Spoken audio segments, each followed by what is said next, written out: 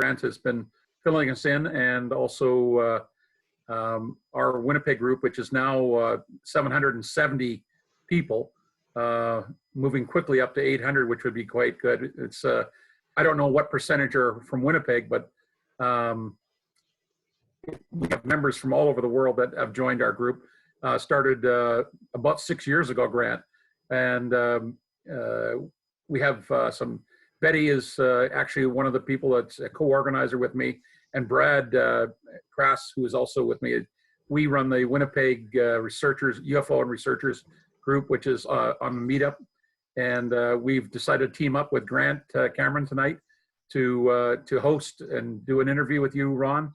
And I'll just turn it over to Grant, who is under Sinead tonight, but he's quite a recognizable person in this genre. So Grant, take it away. Beautiful. Thank you, Mark. We're joined also tonight by Desta Barnaby, who's in the background. She's going to be keeping the mics off. So we would advise people to keep the mics off, because if your wife or husband starts having a fight with you, everybody's going to see it, because your mic is going to turn your photo on and everybody's going to see what's going on. So Desta will be doing what she can in the background to make sure that the right people's mics are opened. And I'm also joined by Sinead Wellhan from Toronto, Canada, and she will be watching the questions. And so if you have a question, there's a little orange chat box at the bottom. Open that up and you can put a question in there for Ron, and we will do the questions maybe in about 90 minutes, maybe a little bit less. It's a pretty long story. I would like to introduce the main guest is Ron Johnson. He's from the great state of Utah, and he's got a story that goes back a long way, and he's documented the entire story. He's been keeping a journal since 1975. So good evening, Ron Johnson. How are you doing? Good. Beautiful. I said we'd start, but you can sort of show, if you can move your camera around to show people, you've got an incredible collection of books and research material. Pull it down a bit. We're getting the roof there. That's just part of them. The other part is in my other room. Beautiful. But I can't get, this isn't long enough to reach in there. Okay. And you're in Utah. Whereabouts in Utah from Salt Lake City are you? From Salt Lake City, I'm approximately 135 miles, kind of be southeast of Salt Lake, in a little town called East Carbon. It's right at the base of the Book Cliffs. Beautiful. And you're right across the mountain from Skinwalker Ranch, which we'll get into a little bit later. Wow. Right across, real close to it, in a straight line. Yeah. So let's start from the beginning. There's a UFO group, so let's get into, when did you first know you had some sort of ET contact? Now, I believe you've dealt with 8 different types of beings, but let's start from the beginning. When do you first realize something weird is going on? Okay. In 1968, I was in high school in Southern California, and this is when I started realizing there was something more than just wild dreams or strange experiences. And it started out that I was in at my uncle's horse ranch in Riverside, California, and it was approximately maybe 10 miles south of Riverside, up Mockingbird Canyon. And I went out there and stayed with him to help him put a water line in. And on the third night, I had went to bed early. I was tired from working. And in the summertime, it gets pretty hot. It gets into the triple digits down there. And so I was, like I said, I was tired, went to bed, and something woke me up. And it was something was really scaring me. I started shaking, and in my peripheral vision, I could see a green colored glow. And after a while, I turned my head around, and there was this big, tall being standing there. he had to have been about 8 foot tall because his head was right up against the ceiling of the house. And after a while, I turned back around after looking at it, and I closed my eyes and I started praying to God for this to go away. I don't want to see it. You know, please get rid of it. Get rid of it. And I just prayed. I don't know how long I laid there. It seemed like an eternity. And then I turned, you know, around and looked again, and it was gone. But right after that, I started having these recurring dreams. And it would always start out, I was in this little room, kind of looked like a laboratory, had a metal table. And on this metal table was this being. It was a non-human being. And over in the corner, there was this same tall being I seen at the horse ranch that night. And so this being standing over there, in my mind, he would tell me that I need to get up on top of this. This is hard to talk about. Yeah, this is the one part of the story that's not a nice part. I know. Yeah. And you can sort of skip the details. Just give us the idea of what's going on. Okay. He made me. It was like he was controlling me, and he would make me get up on top and have sex with this thing. Okay. But it didn't feel human. It felt more plastic-like, or felt like a doll or a mannequin. And I truly believe it was some kind of a sperm collecting device. And this went on for many years.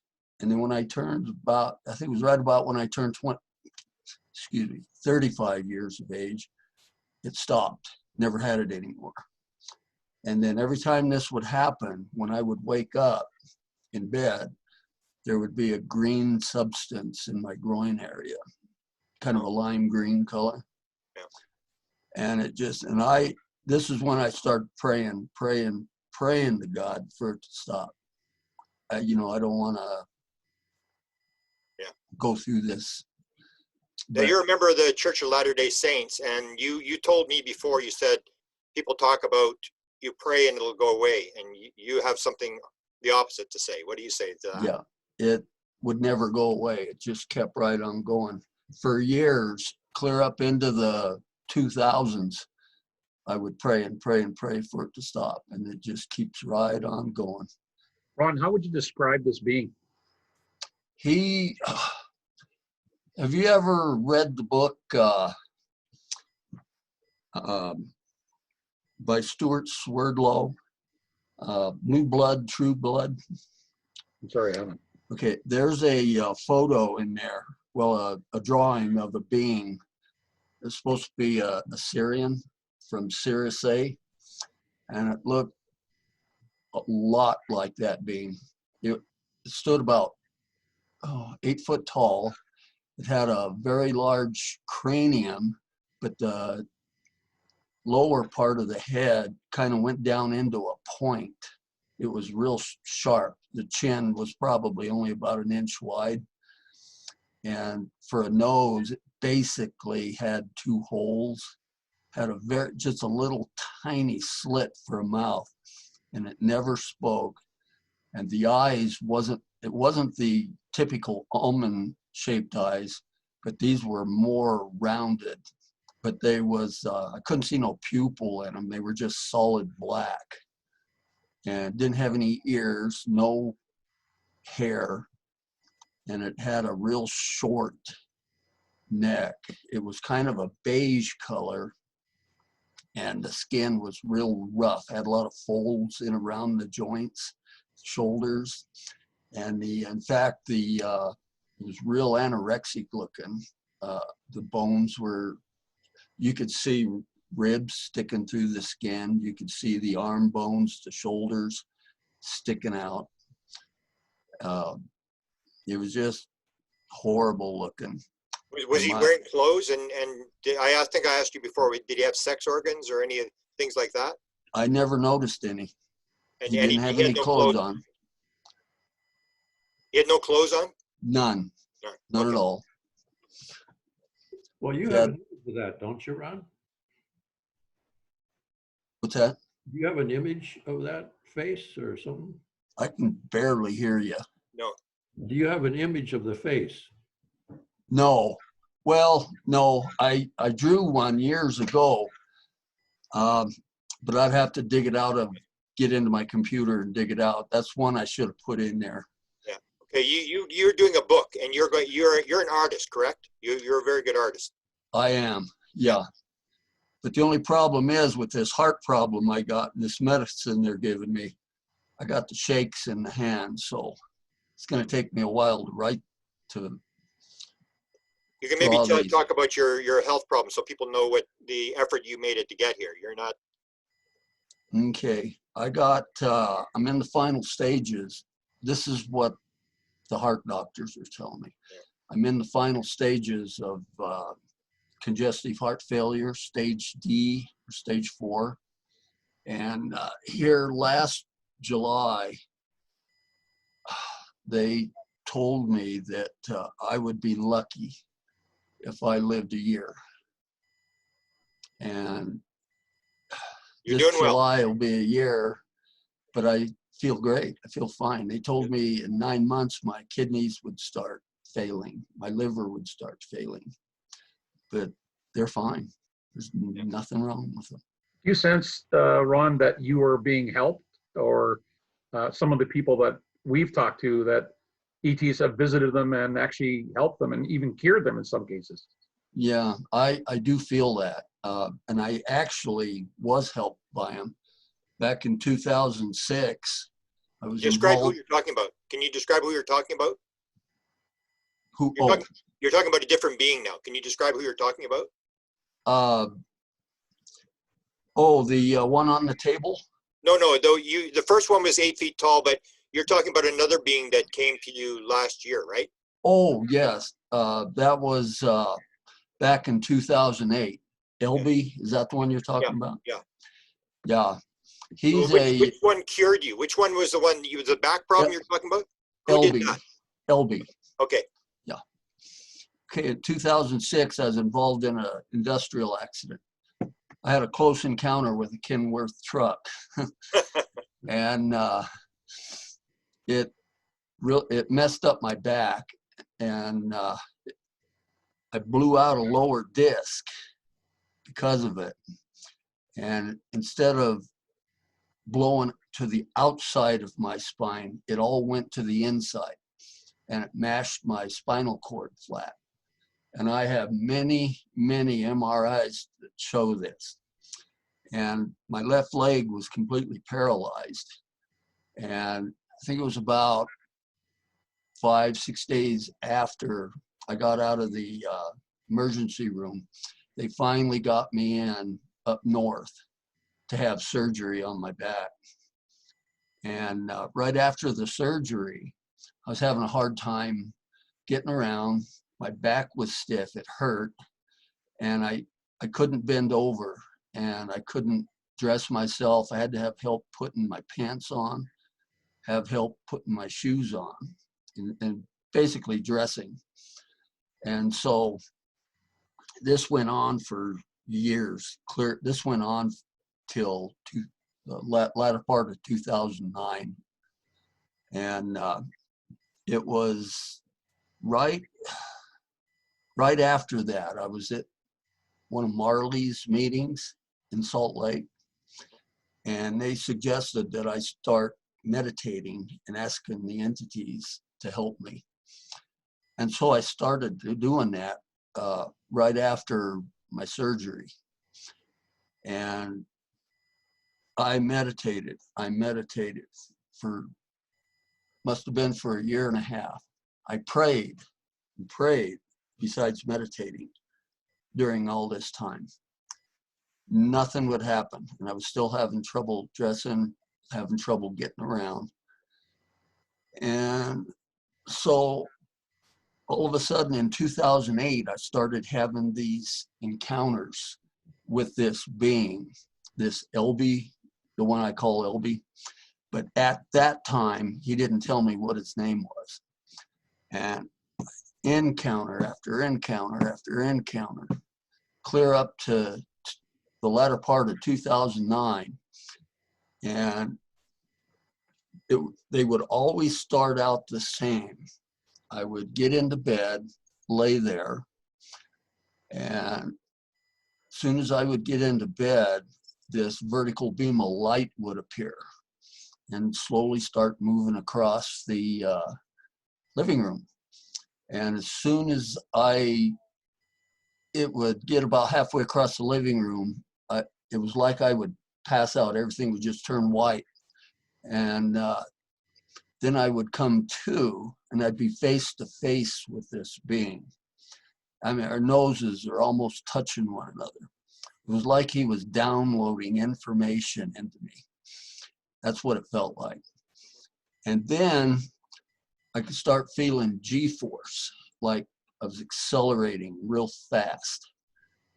And then all of a sudden, the G-force would get so great, I'd pass out again. Everything would turn a fuzzy white, and I'd come to, and I'd be in this little room sitting on an armless chair on a pedestal, looking at what looks like a chalkboard. And there would be symbols would appear. There would be 3 rows of 6 symbols, and they would change about every 3 seconds to a different symbol. And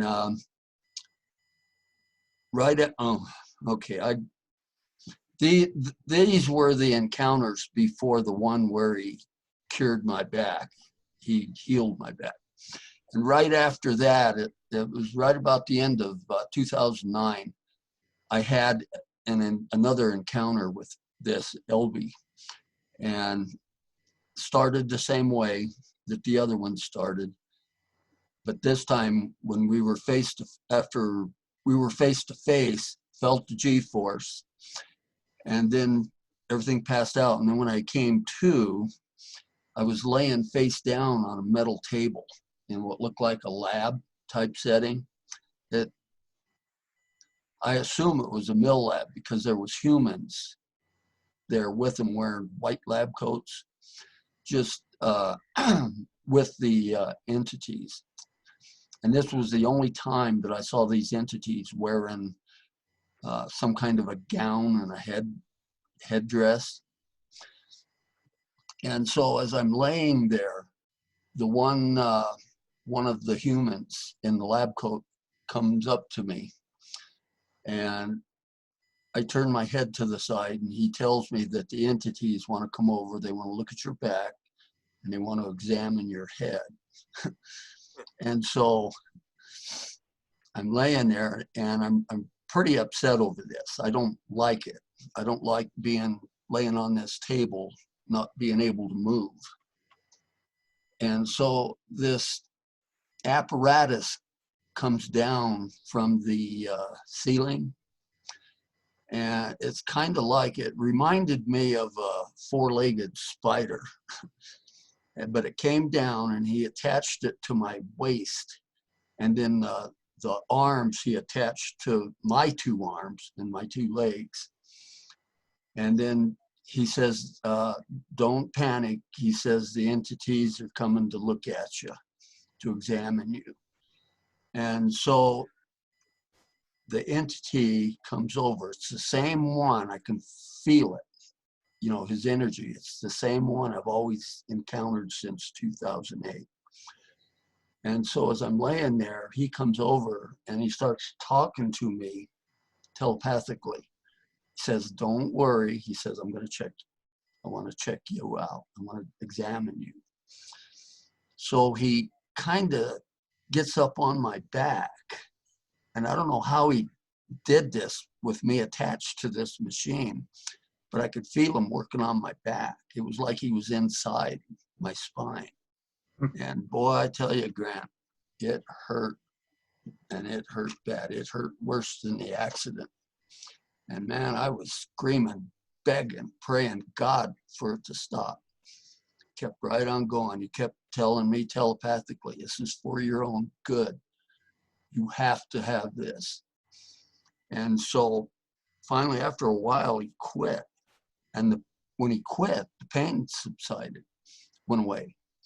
Then he gets down off of the back of me. Well, before he gets off my back, he grabs my head, kind of like this, and then he pulls it back, and with his other hand, he takes his 3 long bony fingers, sticks them in my mouth, and presses hard up against my upper palate.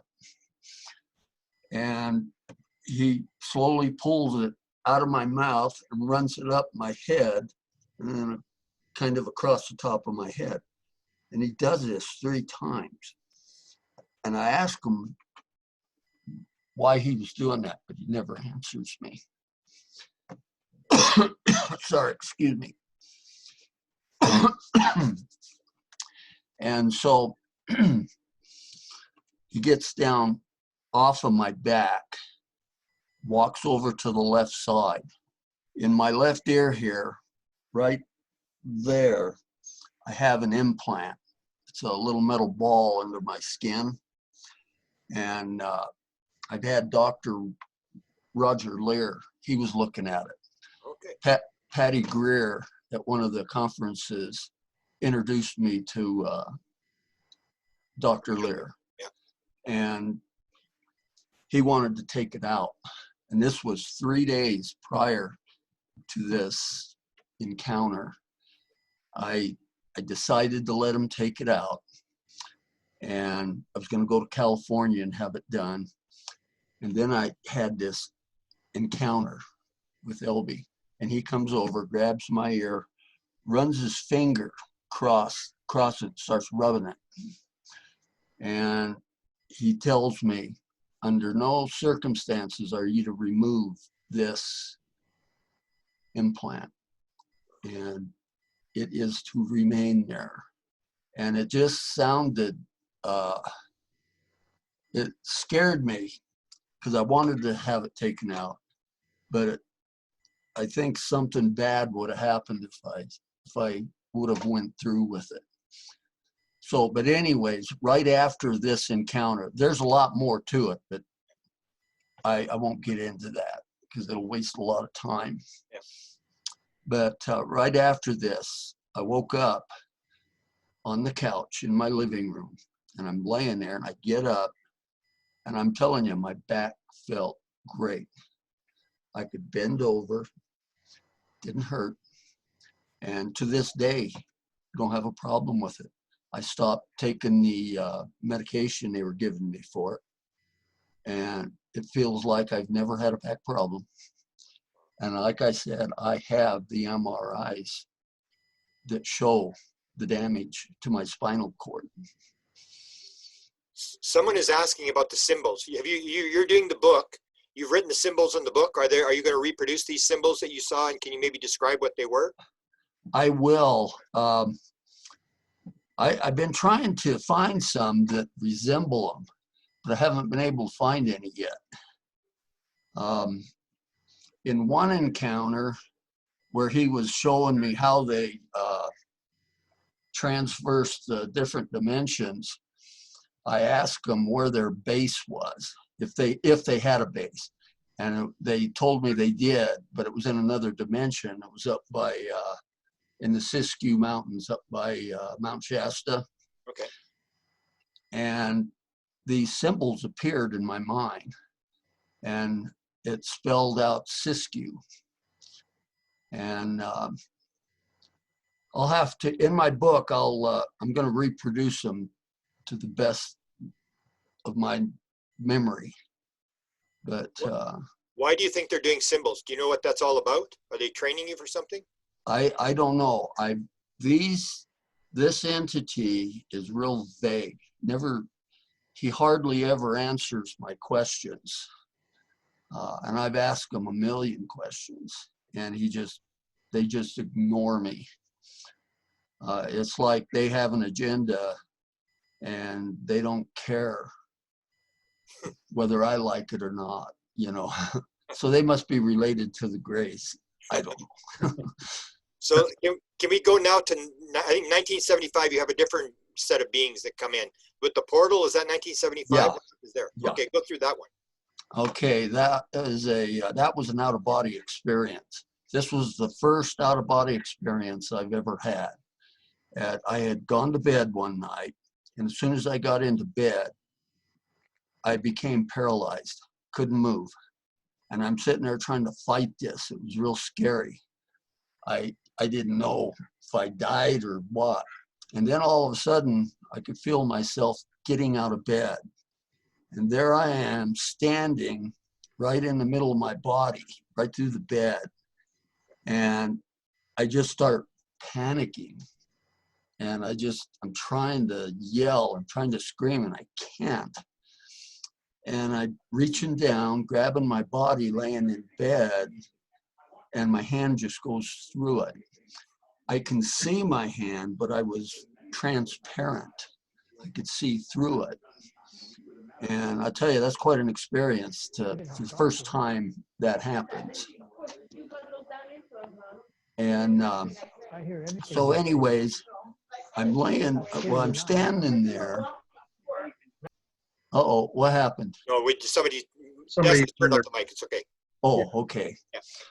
And so I'm standing there, and then this big, bright, yellow amber light starts shining through the window.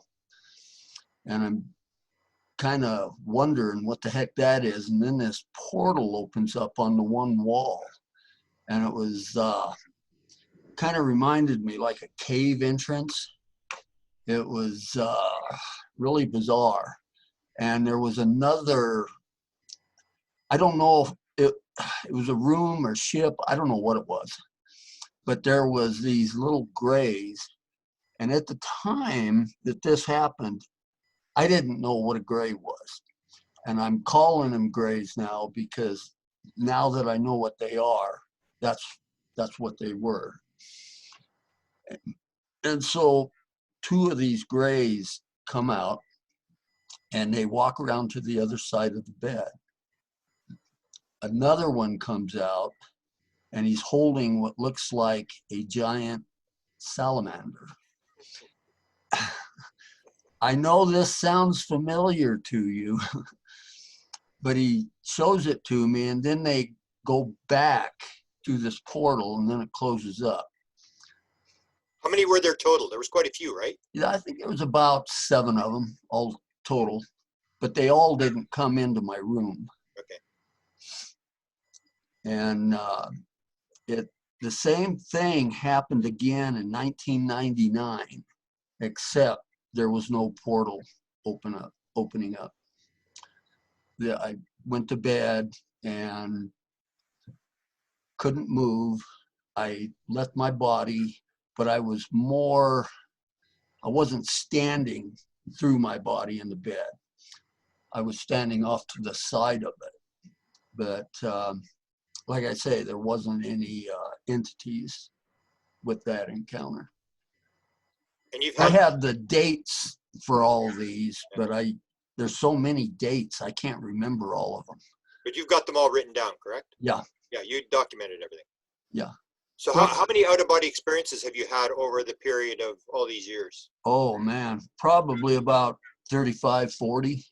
I had a ton of them. Right after the first encounter with, well, actually, the paranormal stuff started right after in 75, after the Grays? out-of-body, yeah, the Grays and the out-of-body experience. But it was mainly ghosts or spirits appearing, black shadow people walking through the walls across the room. It really frightened me back then.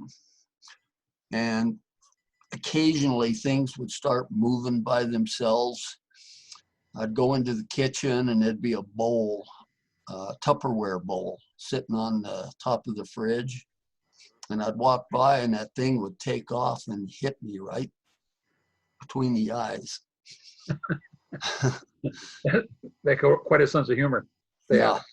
And this would happen quite often. I had a little spice bottle, plastic spice bottle. It was called allspice, and that thing come out of the cupboard one day and hit me right between the eyes. Stuff like that, you know, ghosts appearing. And as the years went on, it started to get worse. My tripods, I got a whole bunch of tripods I use when I do ghost hunting and stuff. And I'd be sitting here working on the computer, and I'd hear a noise, and I'd turn around and my tripods would be stacked up on the floor in the middle of the living room. Stuff like that. I went to a restaurant, was eating lunch, and the waitress come over, set my food down, and she put this little bowl of corn down. I grabbed it, and I just pushed it clear to the opposite end of the table. I didn't want to eat it. And then after she got through serving, she asked me if I needed anything else. And then this bowl of corn started moving on its own, and it came all the way over, circumnavigated around my plate, and came right up to the edge of the table. It was like I was supposed to eat my corn. I know that sounds funny, but it happened. And the waitress was looking at this, and she asked me, how in the hell did you do that? I says, it just does this on its own. And another time in the same restaurant, I was sitting there eating, and after they served me, they left. And while I started eating, this stack of menus just plopped down on my plate. And I'm wondering, what the heck? And I start looking around, and the people next to me, they're standing there, they stand up, they staring at me. The people behind me, sitting at the table, were staring at me. And the lady on the side, she gets up and smacks her husband upside the head and says, get up, we're getting out of here. I don't know what happened. I don't know how they got there. I would have loved to have seen it happen. So you're a religious guy. What do you think as all this weird stuff is going on? What are you trying to make out of this? Well, back about the time I was started to get into ghost hunting, this is after I came back from living in Hawaii and working over there in Honolulu. I started to get involved with ghost hunting with a good friend of mine. And so I started, and I knew in the biblical passage, there was a biblical passage that talks about the mysteries of God, and ask and ye shall receive. I'm not real religious, but I'm somewhat religious, and I still am. I'm not gonna renounce anything for the sake of the UFO community. Yeah. But I started to pray and ask God to see the mysteries, to see his mysteries, the mysteries of God. And this stuff just started manifesting. And You got an answer. oh, come on now. You're making me feel bad laughing. No, I mean, it's almost like, because you told me that we wanted to get into a port. So you even got your sister involved later on, where she wants to see Elbi, and you talk about the Keys. Tell the story about you and your sister with the Keys. Okay. Oh God, when was that? I went to Seattle. My sister had moved into a new apartment, and I hadn't been there, hadn't seen it. And by this time, I was getting pretty good at leaving my body, or astral projection. Yeah. And I laid down on the couch, kind of plopped down over in the corner, had the TV on, and I just stared at it. And pretty soon, I could feel myself rising up, and I could, after a while, I was up by the ceiling and I could see myself laying on the couch. And so after a while, I was kind of thinking, you know, and I thought I'd, you know, like to go see my sister's new apartment. And just like in the speed of thought, I was there in this apartment. And this was like 11 o'clock at night. And I was in this room, and it looked like a living room with a kitchen. You had a counter with some stools, and I could see boxes and totes stacked up along the wall, laying all over. I could see a white jacket that I bought my sister for Christmas years before that. It was laying on top of one of the totes. The totes were stacked 3 high along the wall. And I'm kind of gliding around real slow in this room. And I start going down the hallway past the bathroom, and I go into the bedroom, and my sister's asleep in the bedroom. And all of a sudden, I get this real bad feeling that I shouldn't be there doing this. It's just, I feel bad about it. And so, you know, I started talking about that, and then I got into something else. So I'll hurry up and finish this and then get back to what I'm supposed to be talking about. About the keys, yeah. Yeah. But anyways, I had went and seen my sister's apartment. I called her up the next day and described what happened to her. And she says, you described my apartment perfectly, right down to the design on the quilt that was on her bed. But anyways, with the keys, I went to, this was her old apartment. I went to Seattle, and one evening I said, let's go to Subway and get something to eat. That way we don't have to mess with cooking anything. So we went to Subway. We came back. She parked the car. We got out. She'd locked it. She had one of those push buttons that would lock it. Yeah. So we walked up the stairs, went into the house, and I watched her. She put her keys on the counter. And she said, and then she went back into her room, and I sat down on the couch waiting for her to come back out. And after about 5 minutes, she come back out and says, I need to get ready for work tomorrow. But she says, I can't find my keys. Where are they? I said, you put them on the counter.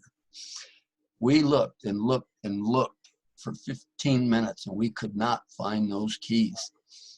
And she said, I wonder if they're in the car. And I said, well, how can they be? You put them on the counter. So after not finding them, we decided to go down and look. And there they were, sitting on the driver's seat, and the car was locked. And how they got there, I have no idea.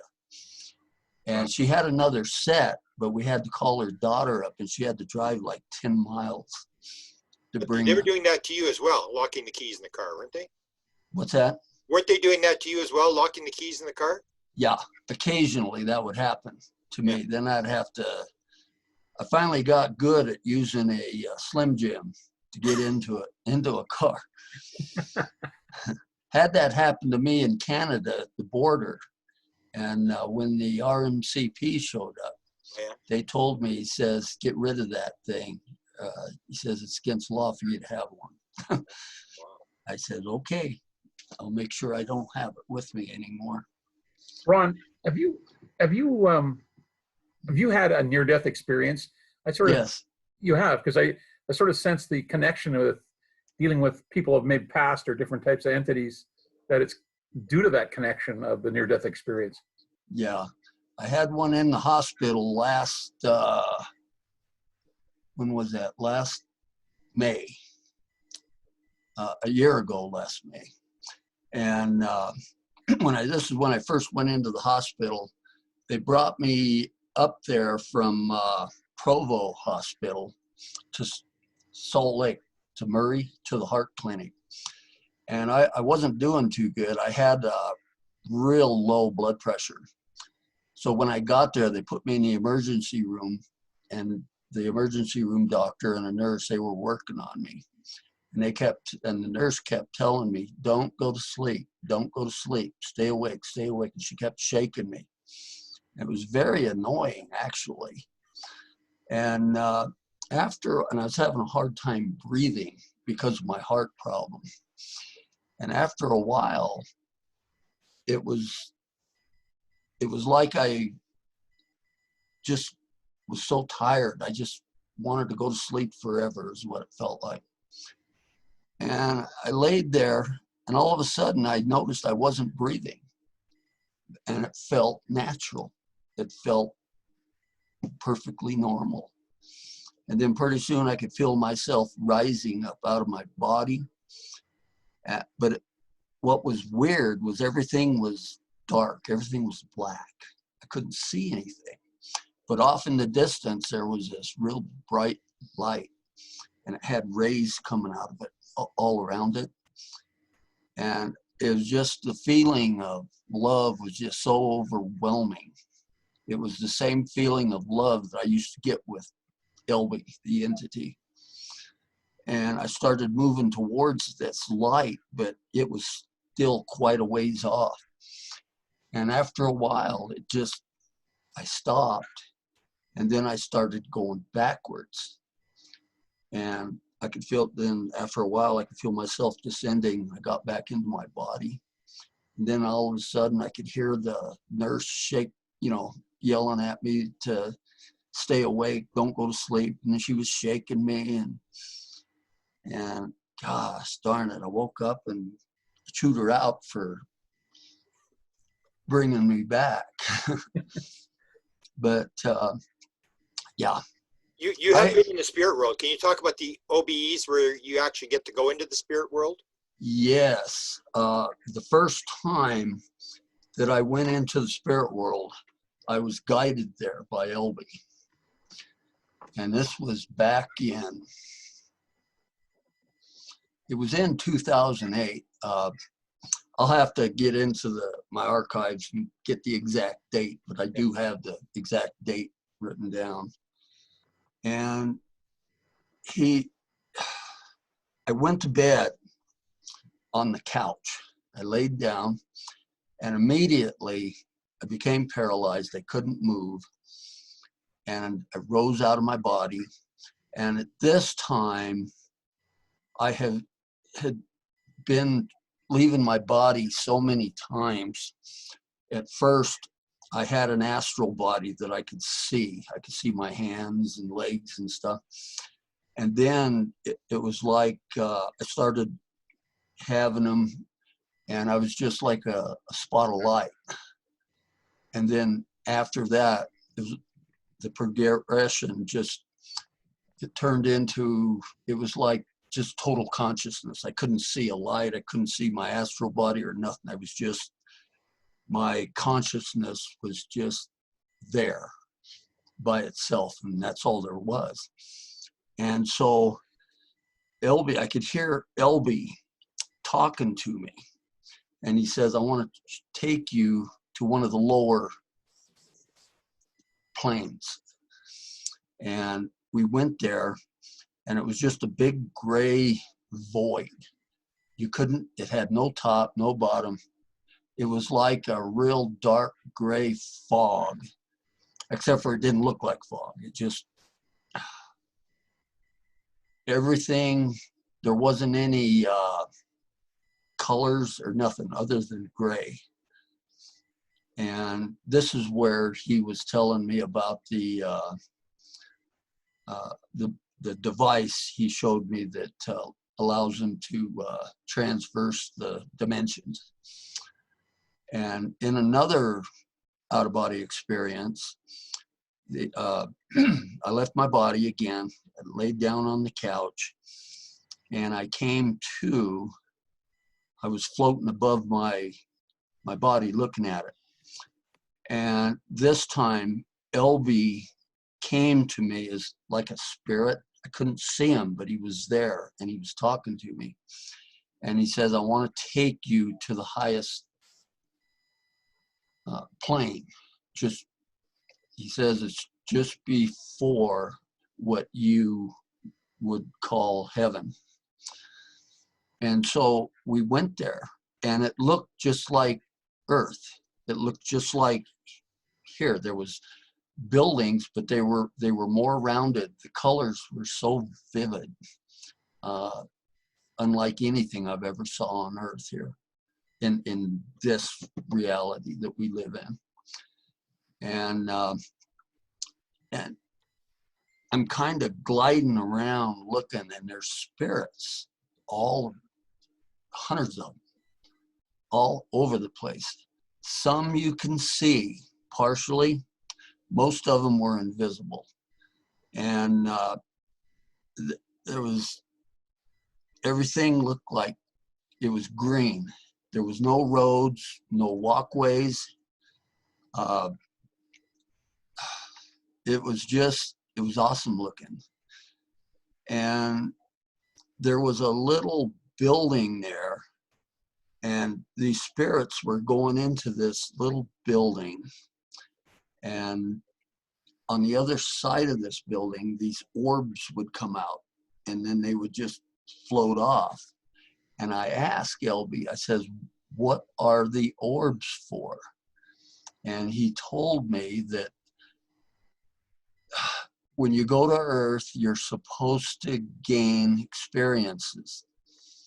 And there's so many experiences to gain that these spirits that have already had these experiences, they go back to Earth as an orb to certain people that need these experiences, and then they enter into them to help them gain that experience. And that was one time. And then the second one after that, that I had, where I went to that same plane, I met my mom. My mom came to me. I couldn't see her. She was invisible, but I could feel her presence. I could feel her energy. And it was in like a garden setting. It was just beautiful. The colors were vivid. And off in the distance on this little hill, I could see what looked like, excuse me,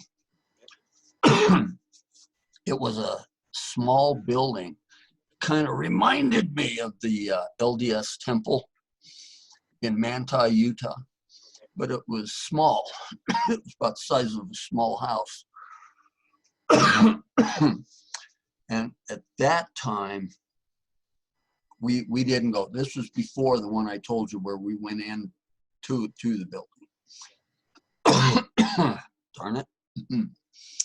And so I told my mom I wanted to stay. I didn't want to go back.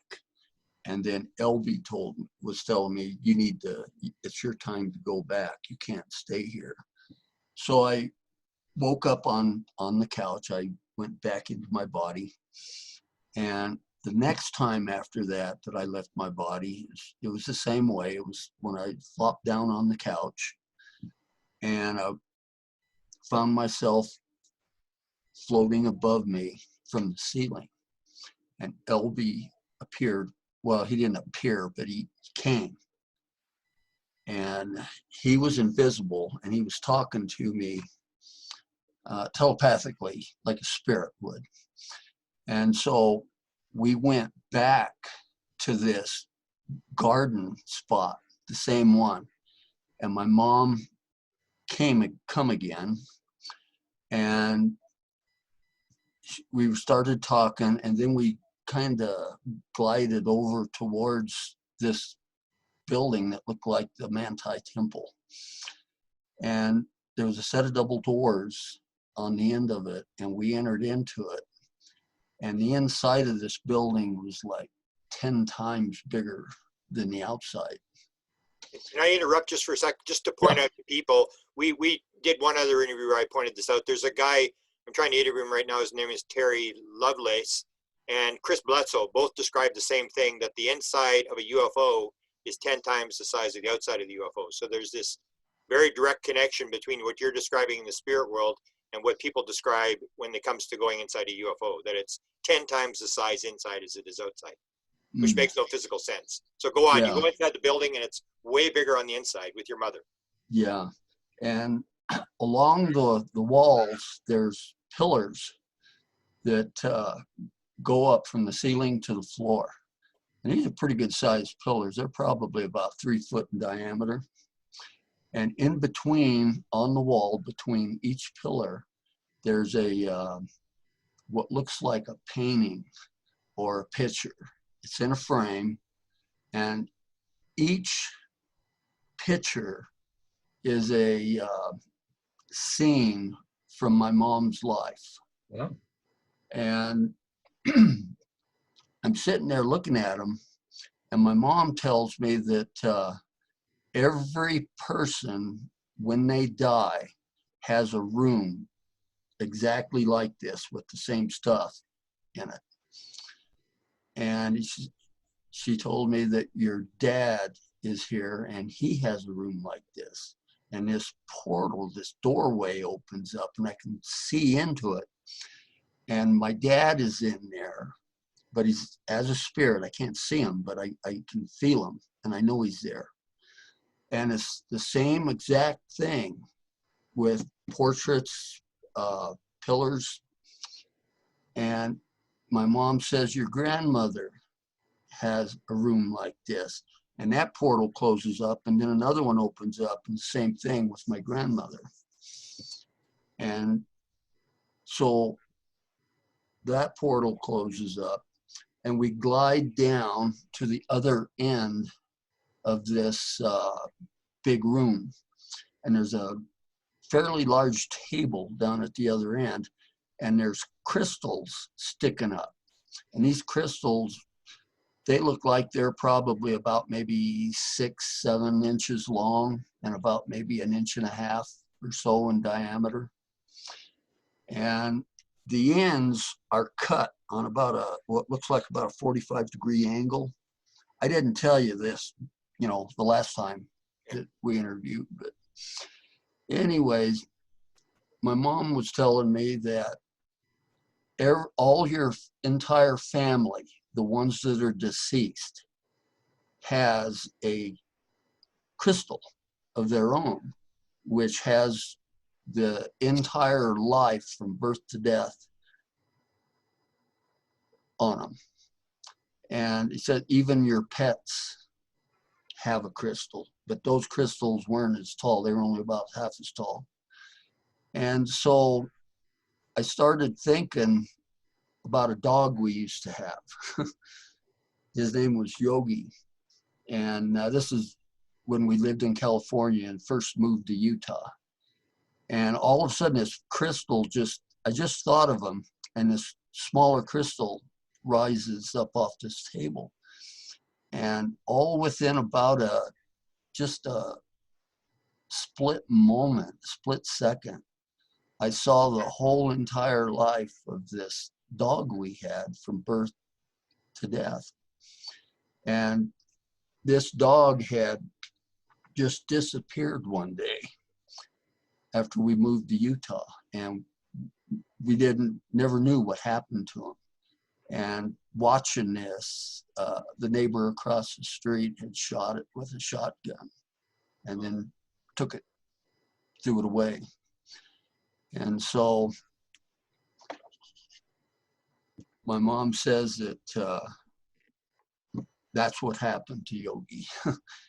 And then she says, again, every family member has a crystal that has their entire life on it, but you don't get this until after you die. And I'll add another little piece in here, and you can keep going.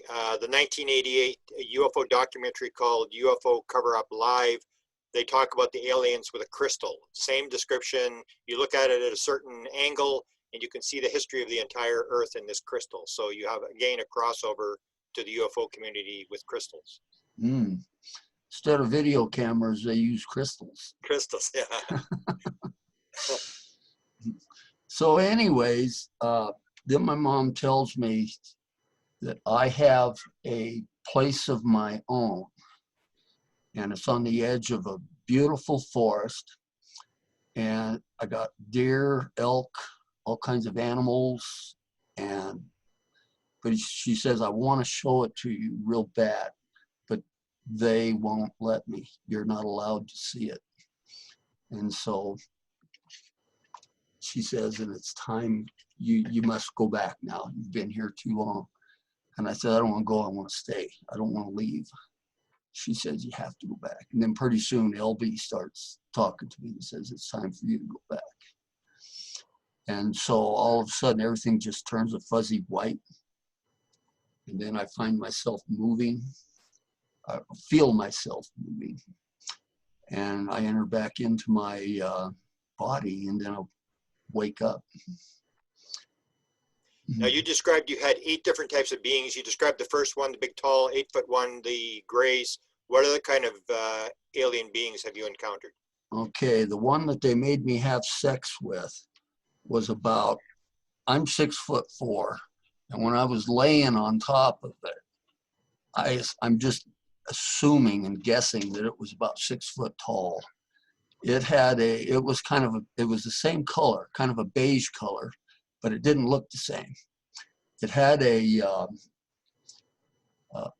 fairly large cranium on the head, but the chin, nose, and mouth was a little bit more human. It was wider, it wasn't pointed, and it had in its arms 3 fingers and a thumb, and like I said, it didn't move, didn't make any noise, didn't feel real. It just, I don't know if this was a live entity or not, it just did not feel right. And the sex organs down in the groin area weren't anything like on a human. And then there was the grays. And then the encounter I had in Hawaii when I was working over there, there was grays involved with it, but these grays had a light bluish hue color to them. And there was also 6 other entities there when I was on board that ship, laying on a table. And they looked like a gray. They were kind of a off-white color, but they were taller. They looked probably about, I'm just guessing, between 5 and 6 foot tall. And then back in Utah, when I started having, there's the encounters with Elbi. Okay. He is a being about 5.5 foot tall. He's darker brown. He's got a large cranium. He's got 3 ridges, one prominent one in the center, and then a smaller one off to each side. He's got large black, not round eyes. They're eyes like ours, shaped like ours, but much larger. And he has a smaller chin, a very, very petite nose, no ears, just 2 holes, no hair, and no clothes other than that one encounter I had with him. And then after that, there was the entities I was seeing after that were more, I think they were more like observers, keeping an eye on me. And there was one little being that showed up twice in my house, and he was probably about 1.5 feet tall, real scrawny looking. It looked like it reminded me of a gray, but it was only about 1.5 feet tall. It was real, it looked like, you know, I could have just stepped on him at any time. But I don't want to hurt any of them.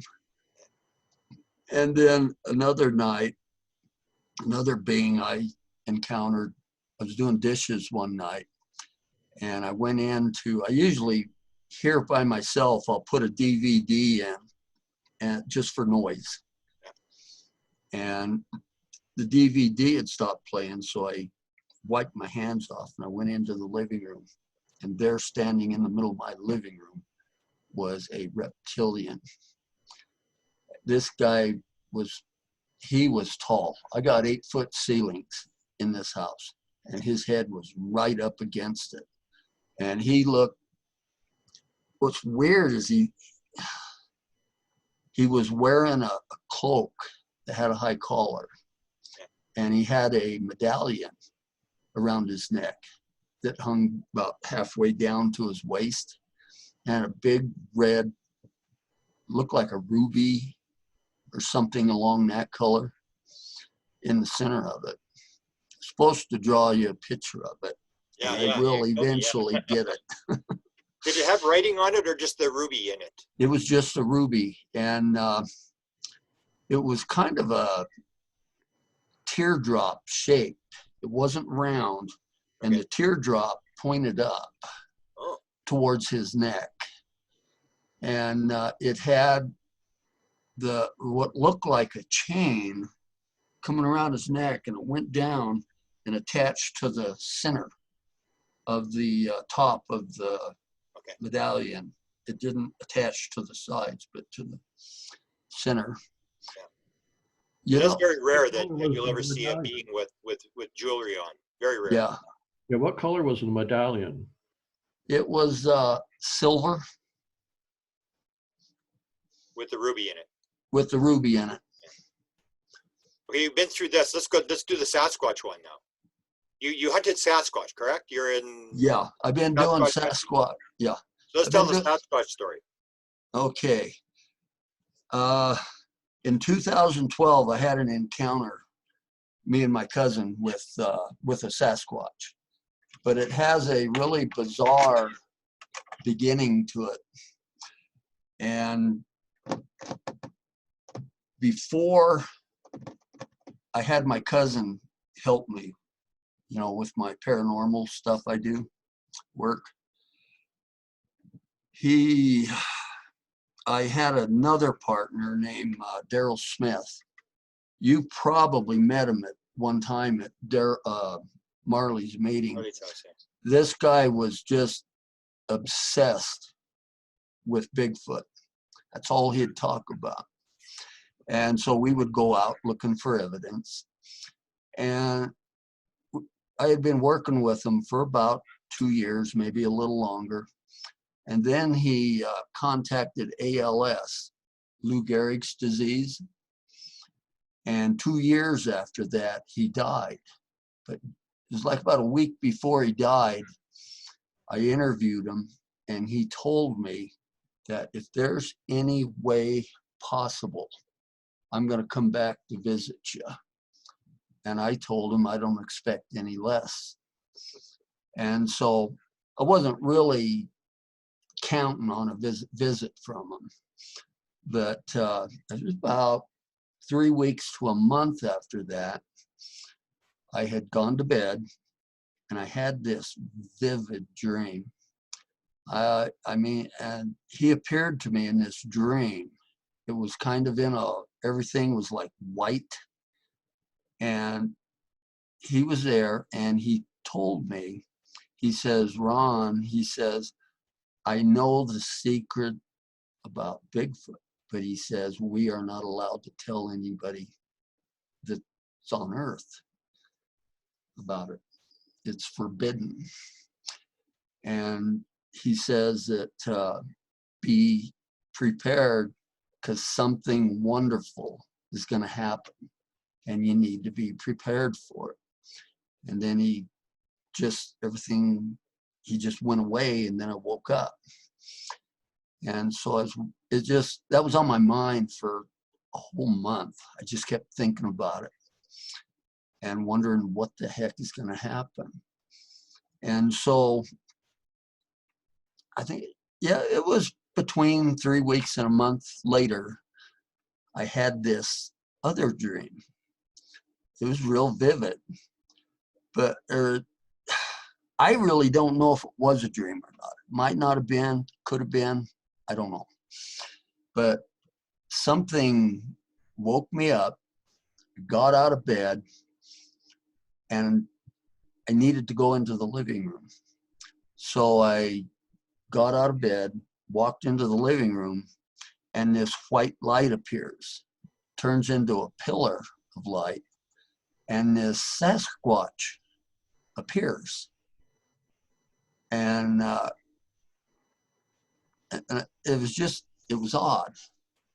And he calls me by my name, and he greets me, and he says, your friend Daryl Smith wanted me to come and visit you.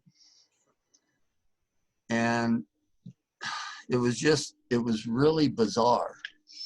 And he says, I would like to take you and meet my family. We have family structures, same as you humans. And so I says, yeah, I'll go with you. And he turns back into a light. I turn into a light. And we come to, we're in a cave. And it's real cold in there. And there's like 8 Sasquatch in there. And the one has this deer, and he's pulling it apart. And he offers me, would you like a piece of deer? And I said, no, thank you. And it was weird. And then they introduced me. This is my, I know this sounds funny, but this is my wife. And he says that we have the same type of family structure as you do. And after a while, he says, it's time for you to go back. And so we turn into the light again, and then we reappear in my living room. And I go to bed, and I walk and go back to bed. And I don't know if that was a dream, if that really happened. And I had a similar experience that's in Mike Cleland's book, Messengers from the Owls, of a 4-foot tall owl standing in my driveway. And it was the same darn thing. It seemed so surreal. But yet when I got up out of bed, something told me I needed to go into the living room. And when I got into the living room, I needed to go out on the front porch. And when I went out there, there was this, it looked like it was an owl that was like 4 foot tall standing in my driveway. And we just went outside and just started staring at each other. It almost felt the same as that. And that's why I say all this stuff, this paranormal stuff, ghosts, spirits, out-of-body experiences, Bigfoot, UFO, it's all related. It's all relevant with one another. And it was the same thing. It seemed real, but then again, it didn't. But, and so anyways, right after that, I think it was about another month goes by. And on, it was in May, a guy from Helper, Utah, sent me an email and says, I think I saw a Sasquatch up Sea Canyon, which is about 5 miles from where I live. And there's a coal mine up there. And he's a truck loadout boss up at this coal mine. But they closed the mine down and it's not open anymore. This was back in 2012. And he had 3 separate encounters with this. Excuse me. And so I told him that I would go up and look for evidence, you know, see if I could find tracks, hair samples on the fence or whatever. And so I went up there, spent 5 days up there looking and walking around, scouting around. Never saw nothing. At one time, I saw something that looked like tracks, but they were, I don't know if they were or not. That was the only thing I could find. And so I happened to be on May 12th, I happened to be in Price. And so I decided to stop off at my cousin's house. And I asked him, I says, you want to go up and see where the Bigfoot sighting was? And he says, yeah. So we hopped in my Cherokee, took off up there, and I was showing him where this guy from Helper had these Bigfoot sightings. He had 3 altogether, and I was showing him where he had seen them. And so we drove up onto this dirt road and just was driving around.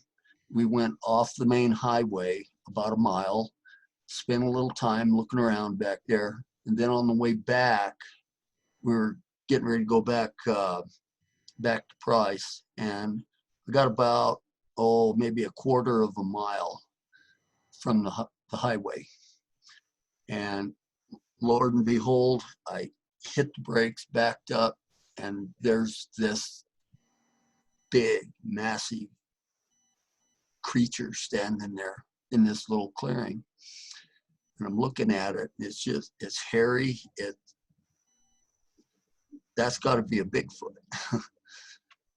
And I went and measured, it was standing next to a branch.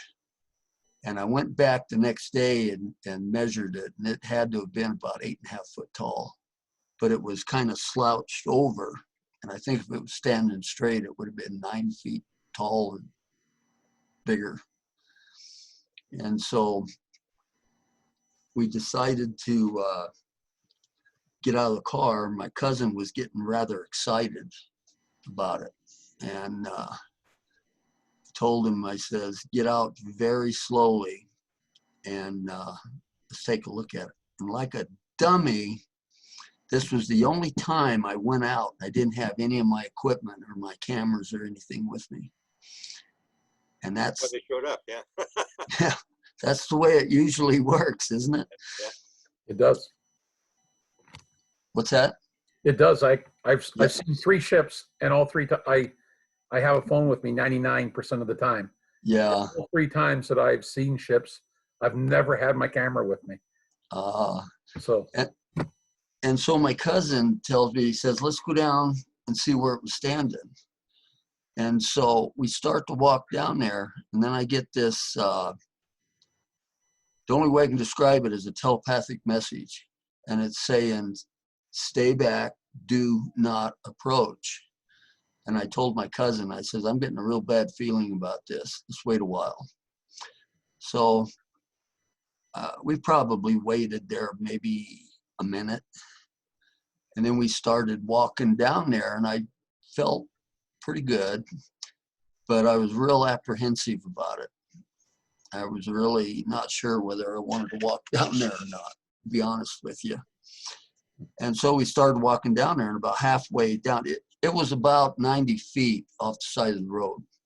And so we got about halfway there, and my cousin drops to the ground. And I didn't know if something happened to him or not. He says there's 2 more standing over there in the trees. This was in a juniper and pinyon pine forest.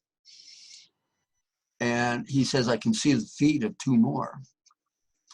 And so I said, let's walk over that way. And then you could hear a grunting, a real loud grunting noise. And then you could hear what sounds like a heavy animal running off. You hear the boom, boom, boom, thump, thump, thump. And so we start walking over to where he saw this. And again, I get this message. says, stay back, do not follow. And I told my cousin, I says, I'm getting that feeling again, that message. I says, let's wait a while. So we waited a moment. And then after a while, we started walking over that way, and I wasn't getting that message anymore, but I was real apprehensive about going over there. There was a little clearing, and probably about, I don't know, 300 or so feet off is this hill. And as soon as we get to this clearing, you can see the tops of 3 animals, and they just crested the hill and went outside. And didn't get a real good look at them. I don't know if it was them or not. I'm assuming it was. And so we were going to go up there and look, and I just didn't have a good feeling about it. So we went back, got my Jeep, and we went back to Price. I dropped them off, and then I went back up there the next day, but I didn't see any tracks, none at all. Okay, Really now weird. we were going to show some photos, but we don't have a share screen here for some reason. Maybe Zoom has taken the share screen off, so we can't do the photos. So Okay. you're one of 50 people that I've talked to who've flown the ship. So you got to tell everybody that story about and why they taught you to fly the ship, and talking about being in these little rooms that they put you in, these little things. Talk about some of that kind of stuff. Okay. Towards the end of 2010, I had another encounter with Elbi.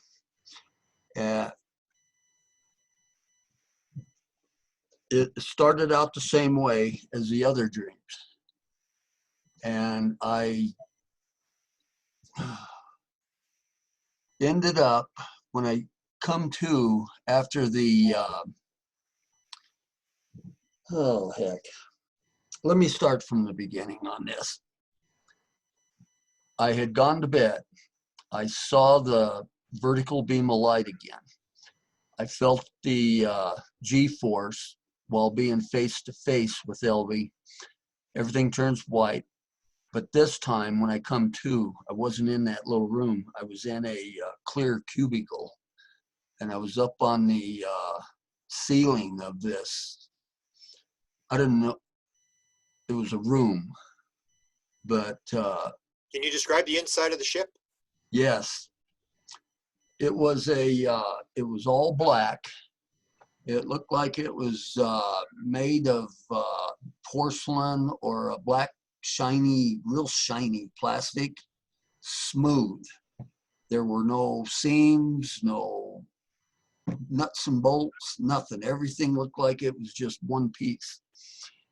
And I'm up in this cubicle, and they're square, and there's like 12 others up there all around me. And there's a human in each one. And I'm looking around, there's these entities down there are kind of milling around. And then after a while, the one I'm in just slowly descends down to the floor. And the end opens up, and I walk out, and Elbi's there to greet me. And he says it's imperative that you have to be in this cubicle or you would die if you wasn't in there. And he says you got to go back into the cubicle again. So I go back in there, sit down, the end closes up, and then it ascends back up to where I was up on the ceiling. And so after a while, it's the same thing. It was probably maybe 30 seconds or so later, I descend back down to the floor. It opens up again, and then Elbi's there to greet me again. I come out, and he says, Ron, it's time that you find out what's happening to you. And so we walk over to the edge of the ship, and he says, you've been programmed from birth to fly this ship. And you are to transport humans, selected humans, to another dimensional Earth. That's what your purpose is. And he takes me over to this console. There's a chair and a console sitting there.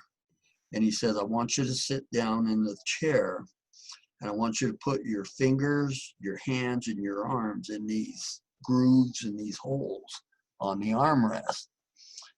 And so I do. And then the whole front of the ship just kind of turns invisible, and I can see out into space, you know, looking at the front of this ship. But I notice also off to the right of me, over probably 10 feet or so, there's another console, but it's faced in the opposite direction. And there's another entity like Elbi sitting there at this console. And that one's a female. I can tell that it's a female, but it never talks to me. And so I stick my hands and my arms in these grooves and holes. And I says, well, what am I supposed to do now? And he tells me that it's all inside you. He says, whatever you think, whatever you want to do, the ship will respond. And so Elbi tells me, he says, what would you like to do? And I says, well, I would like to go out into deep space and see the Milky Way galaxy from a far distance. And so as I'm looking out, I can see the Earth over here. And this is weird. He tells me that before we take off, he says, you're going to feel G-force real heavy, and it's almost going to be unbearable. But as soon as we start transversing the different dimensions, you won't feel it anymore. And he says, you ready? And I go, yeah. And then I just think about out in space, seeing the Milky Way galaxy, and all of a sudden the ship just takes off, and the G-force is just so bad. I can't stand it. And then all of a sudden it goes away. And it was like, the only way I can describe it, it was like flipping through the pages of a book real fast and, you know, transversing the dimensions. And it was like it only took a half a second, and then we're out in deep space, and I can see the Milky Way galaxy. And it was an awesome sight. It really was. And so we're sitting there, and then he says, it's time, we got to go back. We can't be out here very long. So I think, well, let's go back to where we started from. And then all of a sudden, we just started accelerating. And again, like flipping of the pages, and then it was just almost like the speed of thought. And we were back where we were, where I could see the Earth. And he says, we'll have more visitations in the future. And he says, it's time for you to go back. He says, you've seen too much now. He says, you can't comprehend all this. And so everything turns a fuzzy white, and I wake up on the couch again. But it was awesome. You had your wings then by now, Ron. I do, but I don't have them on me yet. But I've been trying to ask Elbi, I've been meditating, when is this going to happen? I don't know if I need to take this literally. Is it symbolism? I don't know. Because I kind of think somewhat, I think probably too much literal thinking. And I just been anxious for this to happen. But I don't know if it's going to happen or not. Because like I said, they're real vague on what they tell me. They only tell me certain things, and that's it. I've asked them hundreds of times about different things.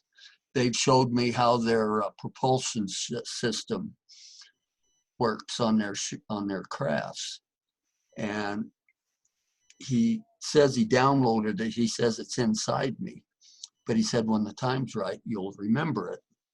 And this seems to happen to a lot of experiencers. And then he showed me a device that allows them to traverse the dimensions. Then he has showed me how to convert gasoline engines to run on free energy, stuff like that. But I can't remember it, and I wished I could. Mark And had someone come to him doing that with a free energy device. So that's seems to be a common thing. Yeah. Do you want to get it? Do you want to get into? Do you want to deal with the regressions with Marley and go through that a little bit? You bet. Yeah.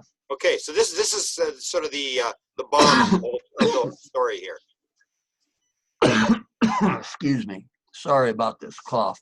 Yeah. Oh God, when was that? I think that was back around 2011. I started doing regressions, a regression with Marley Spinlove. And she used to run the MUFON group in Utah. She used to be head of MUFON in Utah. Okay. Yeah. Good. And also done a regression with Joy Johnson. But the one I did with Marley, I had an experience in Randolph, Utah, near Woodruff, with a bright light. And we were trying to get more information about what happened. And with Marley, I was driving along the road. There was a big, massive flash of white light. And when the light was gone, I was parked in the bar ditch on the side of the road. And it was like 4 or so hours later. And we were she regressed me, but I couldn't, the only thing I could remember is being out of the truck, standing in the middle of this field. And I could see my truck off over, by the highway. And there's a big, massive, white, bright light engulfing my truck in the road. And I could see the top of this round UFO sticking out of the top of this light. And it's got windows, rectangular windows all the way around it. And that's about all we got out of Marley's regression. Yeah. But the one with Joy Johnson was pretty interesting. Yeah, no kidding. And that one, we were trying to find out more about Elbi, and wasn't getting anywhere, really. And then all of a sudden, we started talking about, before we got into the demon that showed up, we were, like I said, we were trying to find out more information about Elbi and why he was visiting me. And, oh God. And this goes, oh boy, this is tough to talk about.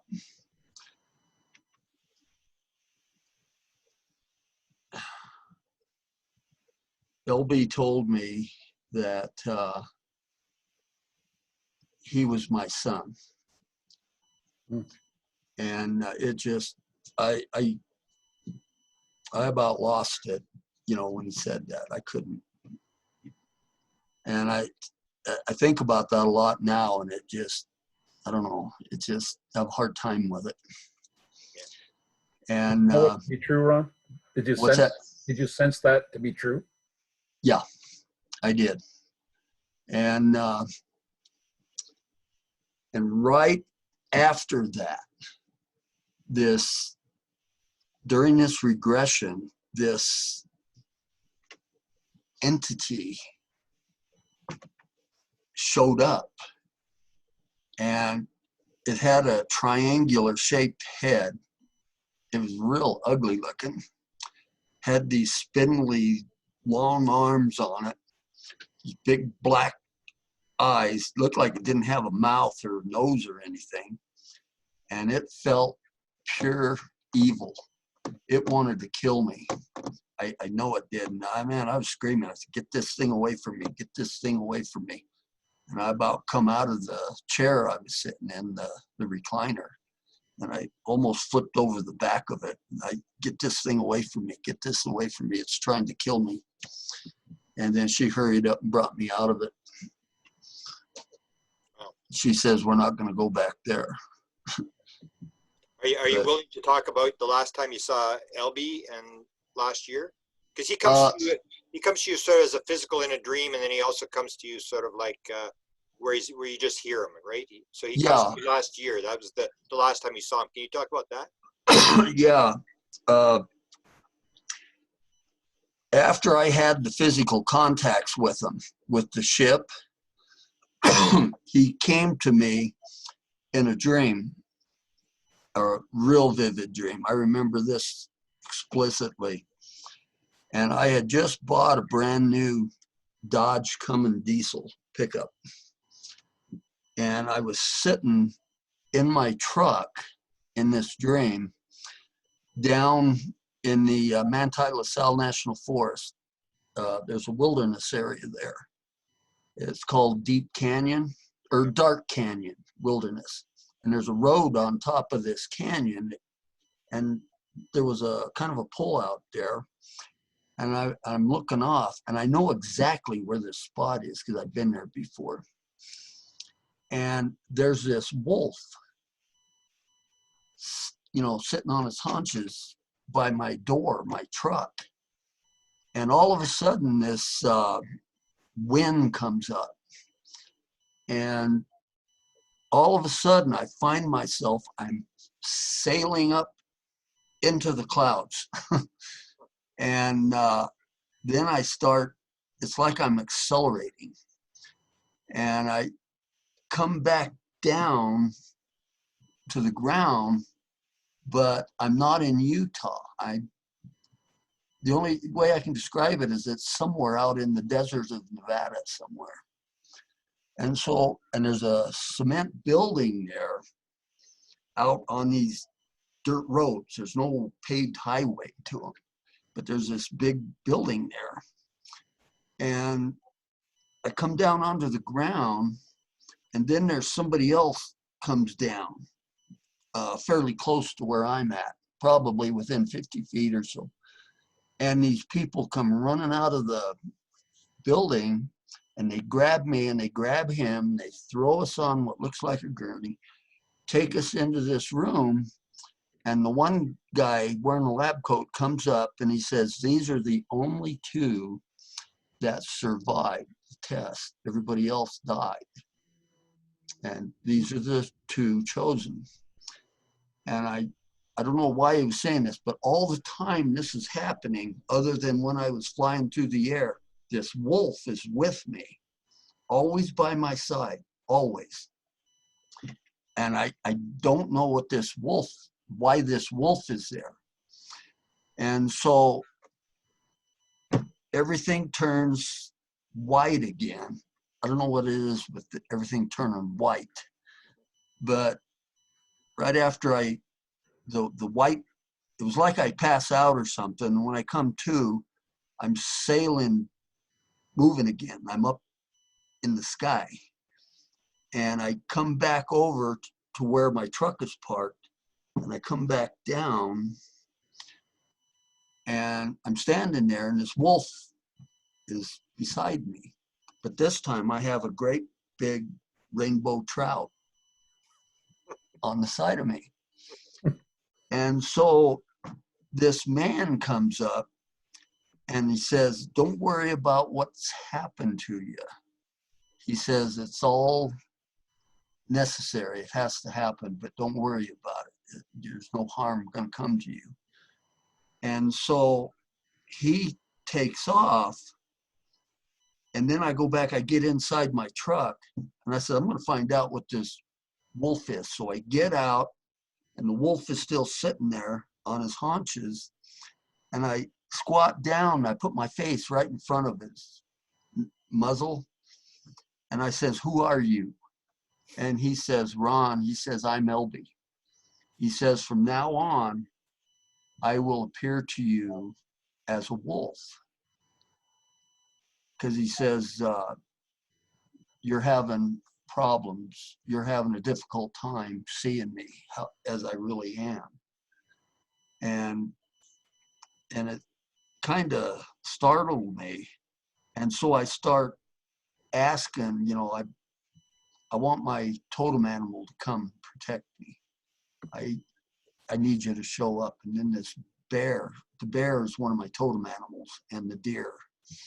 And this bear shows up and he starts talking to me. He says, Ron, he said, you're fine. He said, there's nothing to worry about. He's not going to bother you. He says, this is your friend, Elbi. So I says, thank you. And I threw him the fish, and he said, thank you. And he left. And then it was weird. Then I woke up. But when I was in the hospital this last time, last July, I was in there for like a week and a half. And they put this PICC line in me right here. And I have to have this milrinone IV for the rest of my life. And when I was in there, one night I was just laying there beside myself, not liking, you know, what this predicament I'm in with my heart. And Elbi come to me as a spirit. I've seen him physically, I've seen him as a spirit and as a wolf, but he came to me as a spirit this time. And he says, Ron, he says, your time isn't going to be much longer. He says, the next time I come will be to take you home. Wow. And How did you react to that? I mean, do you think he's helping you? Because I think you've lived a lot longer than they figured you were going to live. You're doing pretty well. He's helped. I know he's helped me with this. I don't think I need this. I really don't. I feel fine. Yeah. You look good. I mean, what's that? I said, Ron, you look good. I mean, people have written about it in the columns here as well. That you look healthy. But you only have what, 15% of your heart working or something? Yeah, like that? only 15% of my heart is working. I got a what's called a left bundle branch block, and the electrical impulses that go down the center of your heart, and then they go off to the right and left. On the left side, the signals are not getting there. So they had to put a pacemaker in me, a defibrillator pacemaker. And so I had to go up and be in the hospital for them to do the operation to put it in. But when they tried to install the wires, I'm not sure what was wrong, but they said there's something different and we cannot get the wires where they're supposed to go into your heart. We have to have a special wire harness made up for your heart. And so I had to wait a day, and they made this special harness to hook up to my pacemaker. And then they finished it the next day. They had a courier deliver it. But I guess they made it right there in Salt Lake. So I don't know what was wrong with it. Must be a little different. Okay, Mark, have you got any questions, or should we go to questions? Sinead has been gathering all the questions, and so. Yeah, I see the time, Grant. We should try and get into the questions, because I know there's over 75 people in the room here. So. Okay, Sinead, have you got some questions you want to that you thought stood out that he hasn't dealt with yet? I do. Yeah, I've been following people's questions as we've gone along and recorded them. Ron, just to start, hello. First of all, we haven't actually verbally met each other yet, so hello, and thank you so much for being here. And lots and lots of people were saying that they wish you good health, and they're just really loving hearing your story and are very grateful that you're here sharing it. So I just wanted to say that because that was coming up quite a lot in the comments. Oh, thank you. So Paul initially asked early on when you first started speaking, he was curious about what kind of symbols you were seeing. And then I know Grant asked you about that, but do you happen to have a visual of those? Like, do you have a drawing or something that you can show us right now that you have beside you? Or can you describe them in detail? I don't have, well, I've got drawings, but I don't have them. Yeah, our share screen is Available not with working. you. We could have shared them on the screen, but we don't have a, for some Yeah. reason, we don't have a share screen. But maybe you can describe, do it look like other people's symbols or?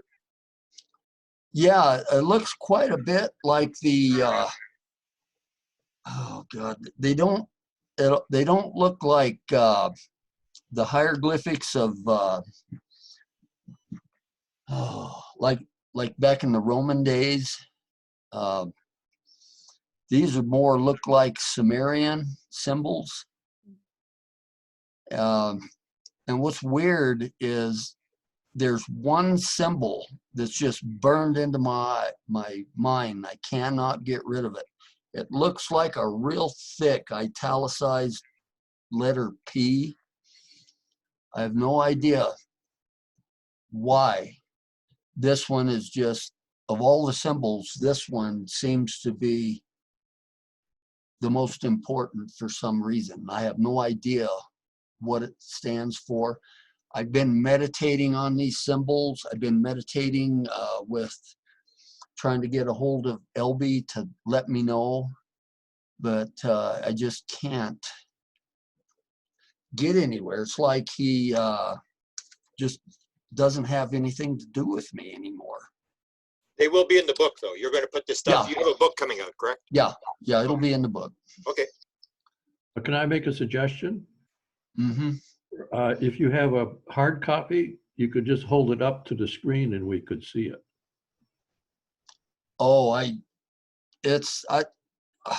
got it in my closet. It's going to take a while to get it out. Well, that's okay then.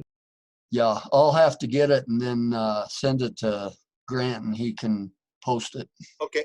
Or I can post it, one of the two. Thank you, Ron. Does the book have a title? The next question was also from Paul. It was, have you heard anything about implant removal causing ill health or having an adverse effect on someone's health when they have an implant removed? I haven't. But like I say, it felt when I was going to have Dr. Lear remove this, when I had the encounter 3 days later, it was a very stern warning. You leave it alone. Absolutely under no circumstances are you to have it removed. And just for people's knowledge, Dr. Roger Lear was the guy who was doing alien removal, 17 patients he did. So just for people to know, he was the sort of the experts on alien implants and he was taking them out. So. Okay. So just moving on to the next question. Doug, one of the two Dougs that are here, I can't remember which one, I'm sorry, wanted to know, have the beings or has Elbi specifically told you what all this is for? Is there a specific purpose? Are there many purposes to what's happening? There, the purpose Elbi told me in my most recent encounters was that I was to transport chosen people to another dimensional Earth. And before that, the sexual part in California, when I was living in California, I believe was a hybridization program. And it came out in this regression I did with Joy Johnson that Elbi was a product of my sperm. You did well. What's that? I said, Ron, you did well by the sounds of it. Yeah. Elbi sounds like quite a being. Yeah, he is. He's quite a being, but I wish he would tell me more instead of keeping me in the dark on everything. Had they said there's a reason for that? Is there a reason why you're not supposed to know everything? I have no idea. I don't know. If he would tell me, then I would know. Okay. Okay. It's all speculation from here. There was a question about what Elbi looks like, but I think you, correct me if I'm wrong, I think you described him earlier, what he Somewhat, but he's a very anorexic looking being. He almost looks like a skin wrapped skeleton.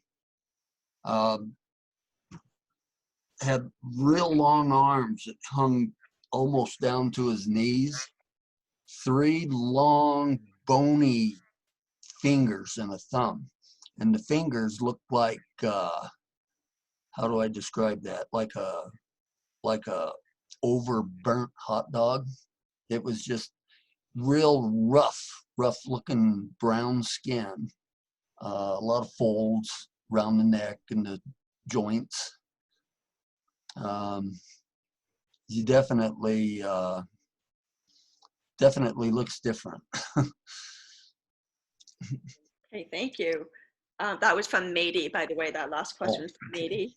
And then from Judy Lamb, who I'm pretty sure is Doug number 1 or Doug number 2, wanted to know, are you familiar with Jim Sparks' book, The Keepers?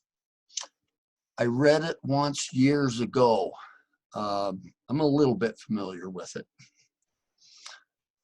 I think it's been a long time since I, read it, but I think he had,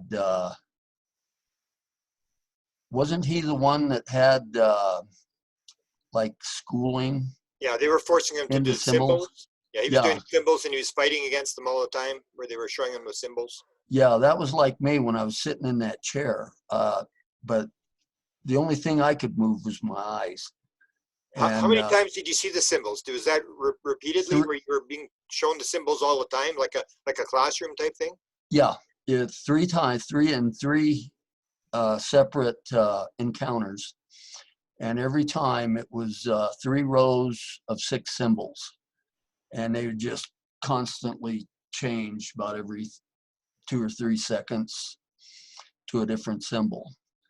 And he would tell me telepathically that you must learn these. You have to learn these.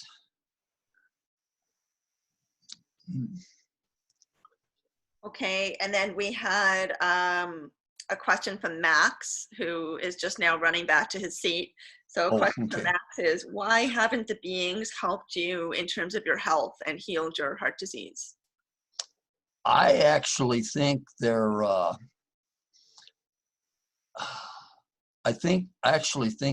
they have to a point, but I strongly believe my time on Earth is not going to be much longer. For some reason, I think, and it's real strong in my mind that what I am going to be doing or what I'm supposed to be doing will be on the other side of the veil. Can you talk about the dreams you've had in the last month or so with your dead relatives? Oh, yeah. I've had 2 very vivid dreams with family reunions, and friends that were all deceased. And this is all in a white setting. My mom, my dad, my brother, friends, my grandparents, my great-great-grandparents. I've never seen these people before, but yet most of them that I saw, I knew who they were. And then I had another one just recently it was the same thing. It was another family reunion in a white type setting. And you know, Marley's son had died. Yes, Kent, yes, it's unfortunate. and he was there. Oh, he was? Yeah. Did he talk to you at all? No, he didn't talk to me, but I knew he was okay. Wow. I haven't told Marley this yet. I don't know if I should or not. Well, she'll probably see it. Yeah. Interesting. And you had with your father as well? Oh, yeah. Yeah. Saw my father, my mother, my aunts and uncles that have all passed on. Every person there was deceased.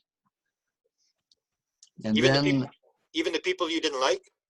Even the people I didn't like. There was one person in particular that I've had problems with. And I finally got fed up with it. He was really chastising my mom and my sister.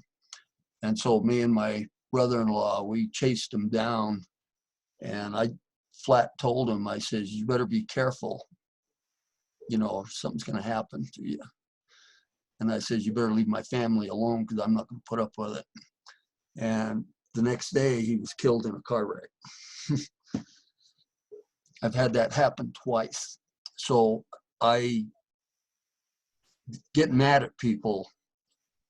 I try not to do that anymore. I do not want that to happen. Thank you, Ron. And then we have a question from Judy, who again, I think is Doug. Have you read Susie Hansen's book, The Jewel Soul Connection? And do you relate to that at all? Do you relate to her story at all? I haven't read it. I don't know what it's about. Okay. Do you know her story? Do you know about Susie Hansen's story? No, okay. I don't. I'll have to write that. I'll write that down and check it out. Okay. Okay. And then a question from other Doug, who I'm just going to call American Doug. Oh, He was asking if you think that having a particular practice of health or, you know, following a certain diet has anything to do with health in terms of coming into contact with other beings, because sometimes beings heal people, sometimes they don't. And there's sort of a juxtaposition, as Mark was commenting, that you are very ill, yet you look great. So you have some pink in your cheeks, and you know, you look, maybe it's just your resilient character, but you look well. So in terms of health, not just your specific health, but health in general for people, do you think that, do you know anything about following a certain regime or certain diet when it comes to supporting ourselves, or does it have anything to do with the outcome of meeting other beings? In my experiences, no. I tried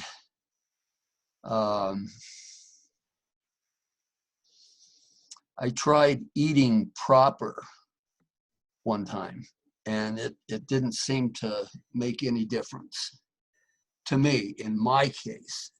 I know with other people it does, but in my case, I could eat popcorn and French fries all the time, and I still have these encounters. They did want you to eat your corn, though, didn't they? No, they didn't want. Apparently, I was supposed to eat it. Sports eat corn. Hey, Ron, this is Doug, who just asked that question. And the reason why I asked it is very often everybody's talking about raising their vibration through tea. And, you know, I'm a regular eater. You know, I'm a knuckle dragger when it comes to diet. But I never really connected when I look at people like Travis Walton and different sightings that have happened around the world from people who are nowhere near preparing themselves for any kind of, you know, otherworldly vision that have them. And you have had so many of them. And I'm actually refreshed to hear you say that, because I never really thought it had anything to do with that either. And I'm not saying that that's a reason to eat horribly. I have a very good diet. I cook everything at home and everything. But I also believe you should be happy in your life. And I've, you know, I'm not one to avoid a shot of tequila every now and then. So I happen to believe you should be happy. And I never really thought that was important to have these kinds of experiences. So that's why that's why I asked that question. Yeah. One thing that Elbi told me, he told me that when I was asking him about him. He says, we are as you perceive us to be. And I guess that means in all things. But I don't know if that has anything to do with it, but I try to eat right now. My sister's here with me from Seattle, and she makes sure I eat right, proper. You didn't mention, can you tell about your sister asking to see Elbi and then he shows up? Ooh, yeah. Few years back, at Marley's meeting, there was some of the members of the paranormal group wanted me to see if I could get Elbi to come to him. And one of them, Betty, I don't know if you knew Betty or not. But, Yeah, I know Betty, yeah. She asked me that if you can get Elbi to come see me, I would love to have an experience like that. And then Marley says, me too.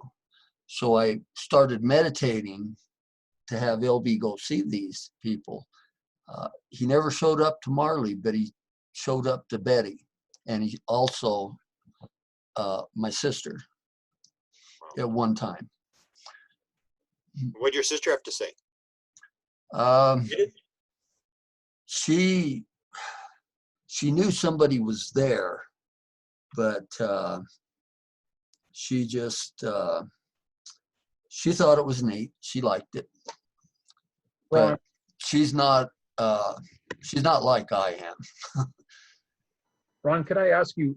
I try to ask every one of our guests as a part of our nights when we meet once a month. But what's your take on what this experience is? This life experience that we're involved, human beings on this place at this time. What's your take on that? Well, as Grant says, don't go to Grant for crying out. Yeah, I know, but I think it all has to do with raising your consciousness level. I think that people are supposed to progress from this life. And I think people like us are in that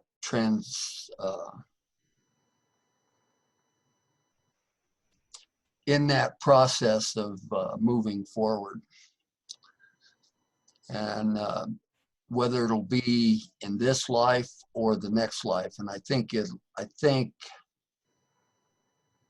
it's just speculation, but I think it's going to happen after we die. And it's just, they're preparing you for a life beyond this one. That's just my take on it. But like I said, it's just pure speculation. Thank you for that. Okay, thank you, Ron. And then the next question is, have you ever been to Skinwalker Ranch? And that question's from Bruce. Yeah, well, I haven't been on the ranch, but I've been there probably half a dozen times. I used to go there, you know, I'd be bored at night, and so I'd take off over there about 1 a.m, and I'd go sit and, you know, watch the lights going through the trees, and there is some weird stuff going on over there. But I started going over there in the daytime too, close to evening, and I would park by the, it'd be the, I guess the southwest end of the lake, where I could look out towards the Skinwalker Ranch. But then when I started doing that, the tribal police started showing up, and they would hassle me. And they said, "What are you doing here? This is a reservation, you know, you got a permit, you're not supposed to be here, you know, we can fine you a lot of money." And I said, "I'm just waiting for the sun to go down so I get a picture of it." He says, and then he called me by my name. He says, "Ron," he said, "we know who you are." And he says, "You're not waiting here for the sunset." So I never did go back over there anymore. We were going to show some photos. Can you talk about the 2 photos that you got from the ranch near Skinwalker Ranch? We showed them in a previous interview, but you can maybe talk about those 2 photos from the surveillance camera. Yeah, there's a man here that lives in Price. He's got a ranch up on top of Bruin Point. Well, it's actually the next canyon east of Bruin Point. And where his ranch is, in a straight line, it's about 38 miles to the Skinwalker Ranch. But that's in a straight line. It's probably about 90 miles if you drive the roads. And he's got these cabins on his property, and he rents them out to deer hunters and elk hunters, and people just want to go up and, you know, get away. And he has a surveillance camera system set up with cameras going all over the place, because I guess he gets a lot of vandalism up there. And he gets these weird photos, and the one, the best one he's got is you haven't seen it, but he has a video of an elk hunter coming out of this one cabin. And this is in the wintertime, and he's all dressed, you know, he's got a coat on and everything. And when he leaves the cabin, there's a little child following him. And it's a really neat video. And this child looks like it's, you know, not wearing much clothes, you know, for that time of year. And so he's walking out of the cabin, and then this child just kind of fades out and disappears. And he showed this video to other ranchers in 9 Mile Canyon. And the one rancher up there, I won't say what ranch it is, but I guess it upset him pretty bad. He said, that's our son. Wow. And and I have no idea who the Black Shadow person is. Yeah, you have the one, it looks like a guy, and it looks like he's in about 3 or 4 different dimensions at the same time. Yeah. The one with the guy with his leg is up. It's too bad we don't have the photo, but it's really, really stands out pretty much. Yeah, it's a neat photo. Yeah. And then there's the other shadow person looks like it was wearing a hat. Yeah, standing in front of that cabin. Yeah. Maybe we'll link those 2 photos. We could maybe link those 2 photos to the when we put it up. Okay, I'll put them on Facebook and send them to you. Yeah, you're Ron Johnson on Facebook, and yeah, I guess you're getting a lot of requests on Facebook now. Oh, I'm up to almost 1,000 friends now. You got a good story. I can't keep up with it. It's overwhelming me. Every morning I've got probably 50 friend requests I gotta go through. There you go. Yeah. Thank you. You're late in life. You're getting your story out late in life. Okay, go ahead. Go ahead. I blame you for that. Okay, and the next question for you, Ron, comes from Stacy. She wants to know where she can find your book and what is the title of it. And someone else asked if you have a website. Because apparently your book is not on Amazon or not available on Amazon. It's not finished yet. I'm still in the process of writing it. There's just so much stuff. I'm trying, I don't know if I'm going to be able to keep it down below 400 pages. So I'm thinking about doing a part 1 and a part 2, because I know you get over 220 pages and then they're hard to read. Yeah. There's just too much there. And we'll help you where we can and to get it out for you. You want to write it for me? Sure, we'll help you wherever we can. Running out of time and. Okay. And what's the name of the book if you're going to give it a name? Well, I meditated on it one night, and this name, Alien Protocol, came up. I don't know if that's what I'm going to call it or not, but that's what popped into my mind in this meditation. Okay. Sinead, go ahead. Okay, so just a couple more from Bill. Do you experience recurring numbers? Do you see numbers as having any significance? Yes, synchronicity, you bet. I don't know what it is, but the numbers 1111 come up all the time. All the time. I look at the clock and it's 1111. I take in a book, open it up just randomly, and I'm on page 11, or I'm on page 111. But the numbers 1 and other numbers like 2s and 5s show up a lot. But I haven't had 6s show up, so that's a good sign. Hey. Good one. That's a good one. Well, there's been a discussion going on in the chat from a few people saying, oh, this number happens to me all the time. Oh, that number happens to me all the time.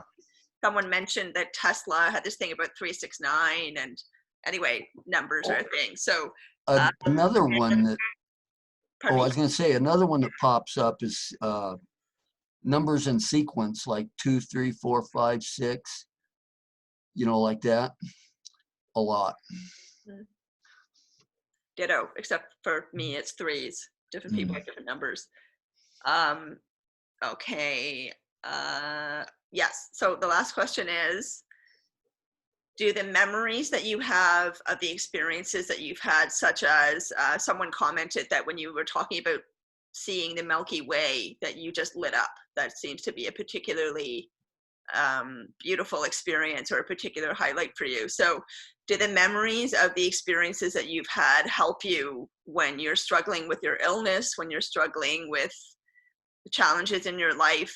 Do you recall those things, and do they lift your spirits and bring you back to a certain vibration again?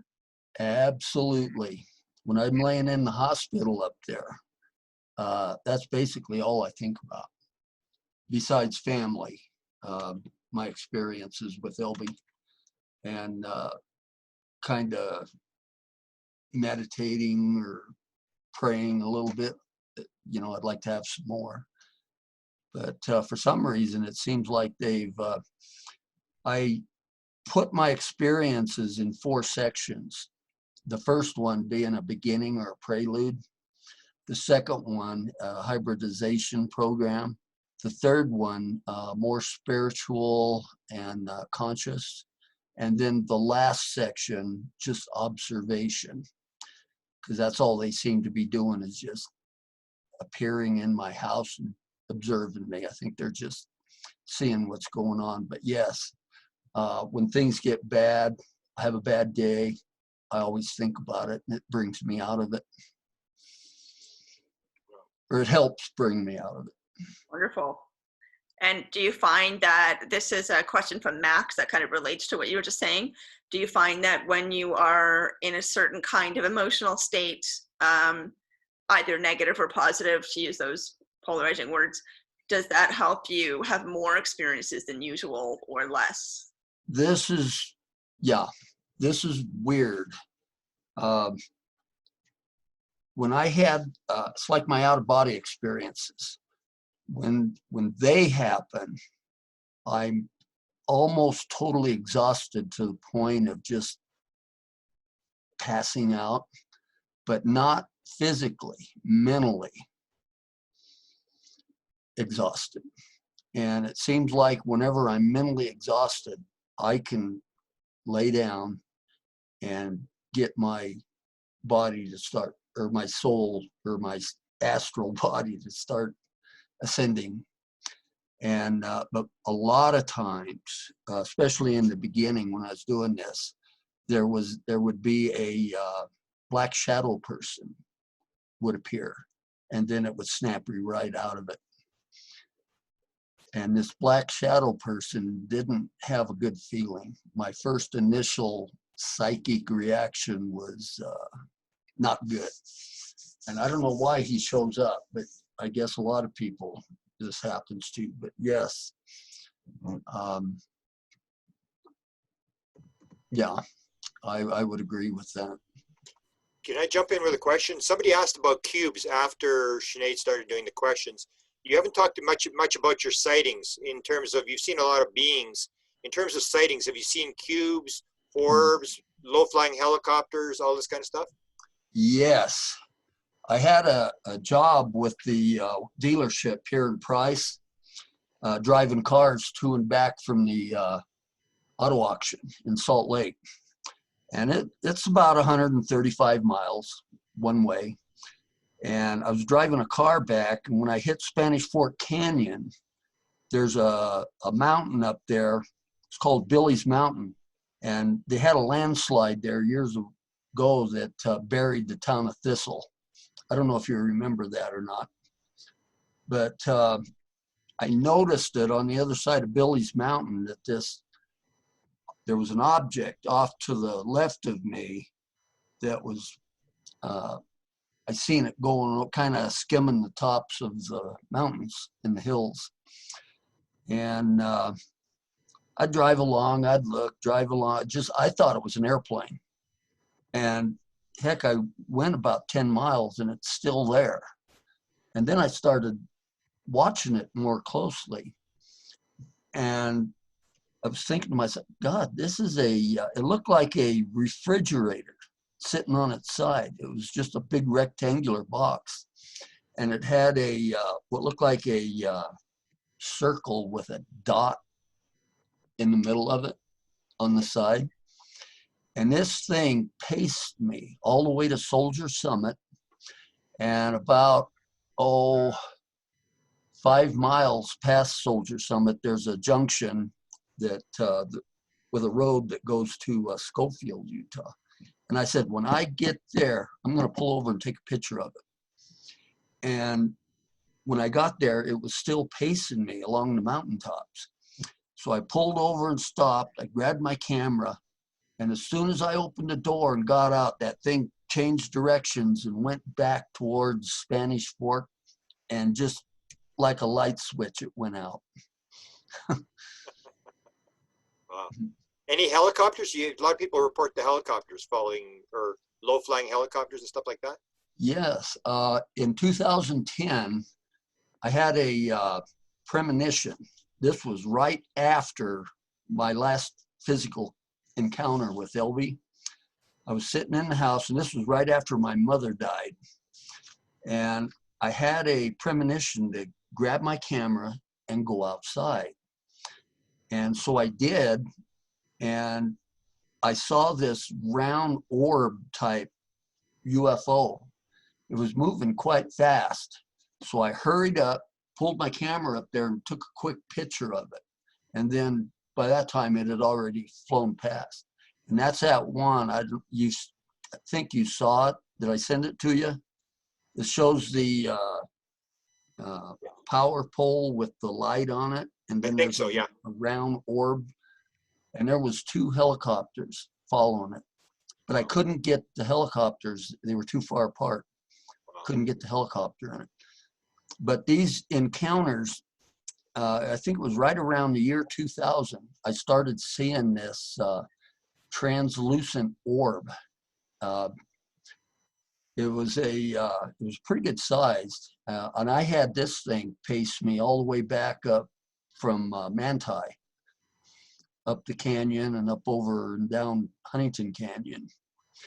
I had up here in East Carbon where I live, I've seen it probably 8 times up here. My neighbor used to come over and sit on the porch with me in the summer night. And a couple times he saw it. The thing that one time it flew over the house, flew over towards the house, when it got overhead, it just would start pulsating, and then it just shot off like it was so fast.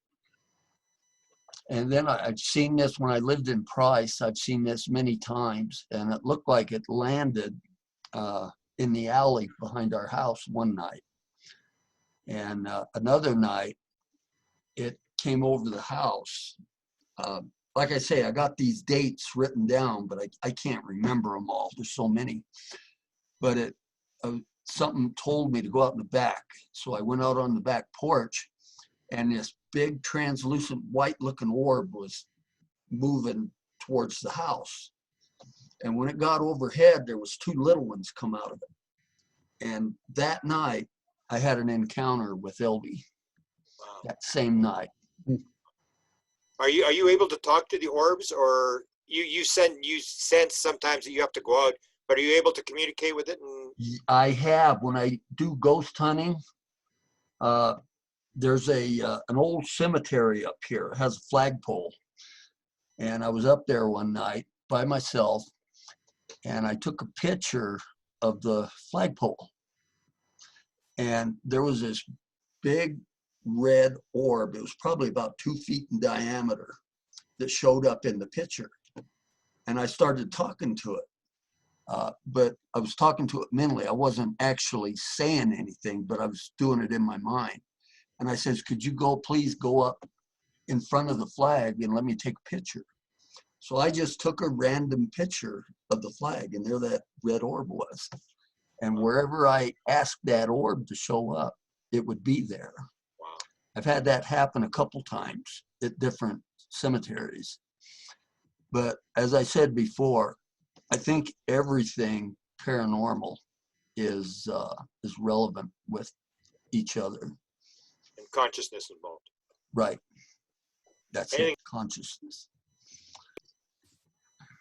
Okay, great. And then we have another question, and I apologize to whoever sent this to me. I did not write their name down, but the question was, does it matter what, I can't remember how it was phrased exactly, but basically when you have your experiences, do you need to be awake or asleep, in either passively awake, just doing your thing, you know, having a normal day, and then something happens spontaneously and unexpectedly, or when you're asleep, and or can you call the experience towards you by asking something to occur? One time, before I went to bed, I asked Elbi to come visit me, and one time he did. But with me, it's mainly when I as soon as I get in bed, is when these experiences would happen. And I've had them happen when in my dreams, but the main experiences with Elbi happens as soon as I get in bed. It was almost instantaneous. The beam of light would appear, and I'd watch it, and it'd get about halfway across the living room floor, and then I'd be out. It was like, I don't know if they I'm sure they have to be taking you physically, because I've got marks on my body, and Grant has seen these marks. I've had marks on my arms, my legs, my abdomen. I had a dream one night. These Greys were working on me on a table, and they stuck this cable, looked like a small ball on the end of it, down my throat. And the next morning I woke up, I got these 5 holes in the side of my abdomen. I have no idea what they're for, but I know it had something to do with that, because my throat hurt for like 3 days after that. And the first day it was bleeding, and just had a rough time with it.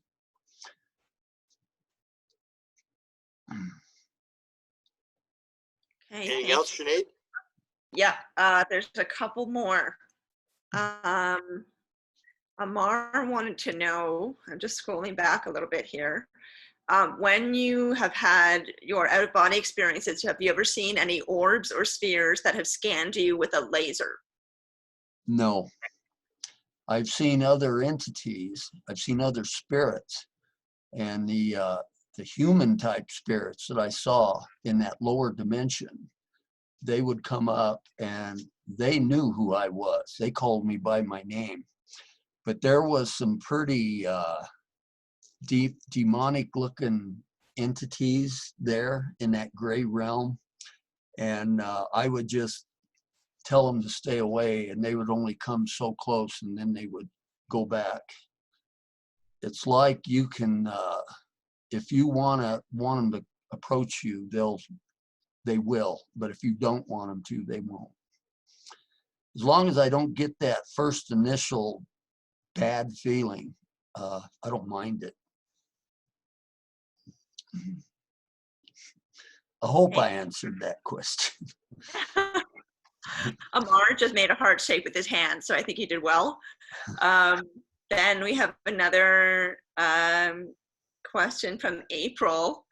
Do you try to talk to the orbs? Do you try to communicate with them? Yes, I do. Like I say, when I, here recently, I've been trying it when I meditate. But I used to start seeing them, this translucent looking orb. It was about 6 inches in diameter, started to show up in my living room in my house. I'd be sitting here watching TV and this orb will come through the wall, or it'll come across the floor and go up into the corner of up to the ceiling. It was just always, I've had them pace me driving to Price from East Carbon. And I had one time pace me, and then it shot out in front, and then it came back and came right through my windshield and right into me. And but yeah, lately I've been trying to communicate with them, but I haven't really got any responses verbally, but physically I have. Can I throw in a question here? You talk a lot about meditation, and a lot of people work on meditation to say, oh, they can't meditate. You seem to be having some pretty good success. What's your process of meditation? What do you do to meditate? I put on Franz Liszt, the Hungarian Rhapsody #2. I turn it down real low, and I just sit. I get into that classical music. That's, for me, that's the key to meditation. For me, you know, might not be for somebody else, might be rock and roll for somebody else, who knows? But Franz Liszt is my choice, and it works. It works Thanks. very good. Thanks. Okay, I'm out of questions, so I don't know if anyone wants to ask anything else, but that is the end of the questions for now. Oh, okay. And Ron, thank you so much for all the sharing and all the answering of people's questions. I mean, people are really loving this. Those comments keep coming up in the chat that everyone's really, really enjoyed this, and they really appreciate you sharing. So I'm just going to pass that on. That's awesome. I really enjoyed it, and I really appreciate your help, Grant. I feel like I can do better at talking and relating my experiences. Like I said, I have to be the world's worst interviewee. We've got a good collection. We've got maybe 5 or 6 hours where we've talked to you and got your story. And I think there's like 186 comments. So oh, wow. You've got people's attention. I mean, you may not think you're getting anywhere, but yeah, I really appreciate myself that you've come on to do this again, considering that, you know, you probably have other things to worry about and other things to do. And I'll turn it over to Mark, and Mark can sort of shut it down if he's got another question. Or Ron, I just again like to say from our group here in Winnipeg, who is have many guests. I think you're selling yourself short. I think you've done very, very well in the interview. Very entertaining. I'm sure a lot of people have their jaw down somewhere around the floor, but we have quite a few people here who have had plenty of unique experiences, and yours fits right in with them. And we are one big community, and we're glad that you're part of it. Well, thank you. I appreciate it, and I try. You do well. And Mark, you can talk maybe a bit about next month, what we're going to do next month for the people that are still around.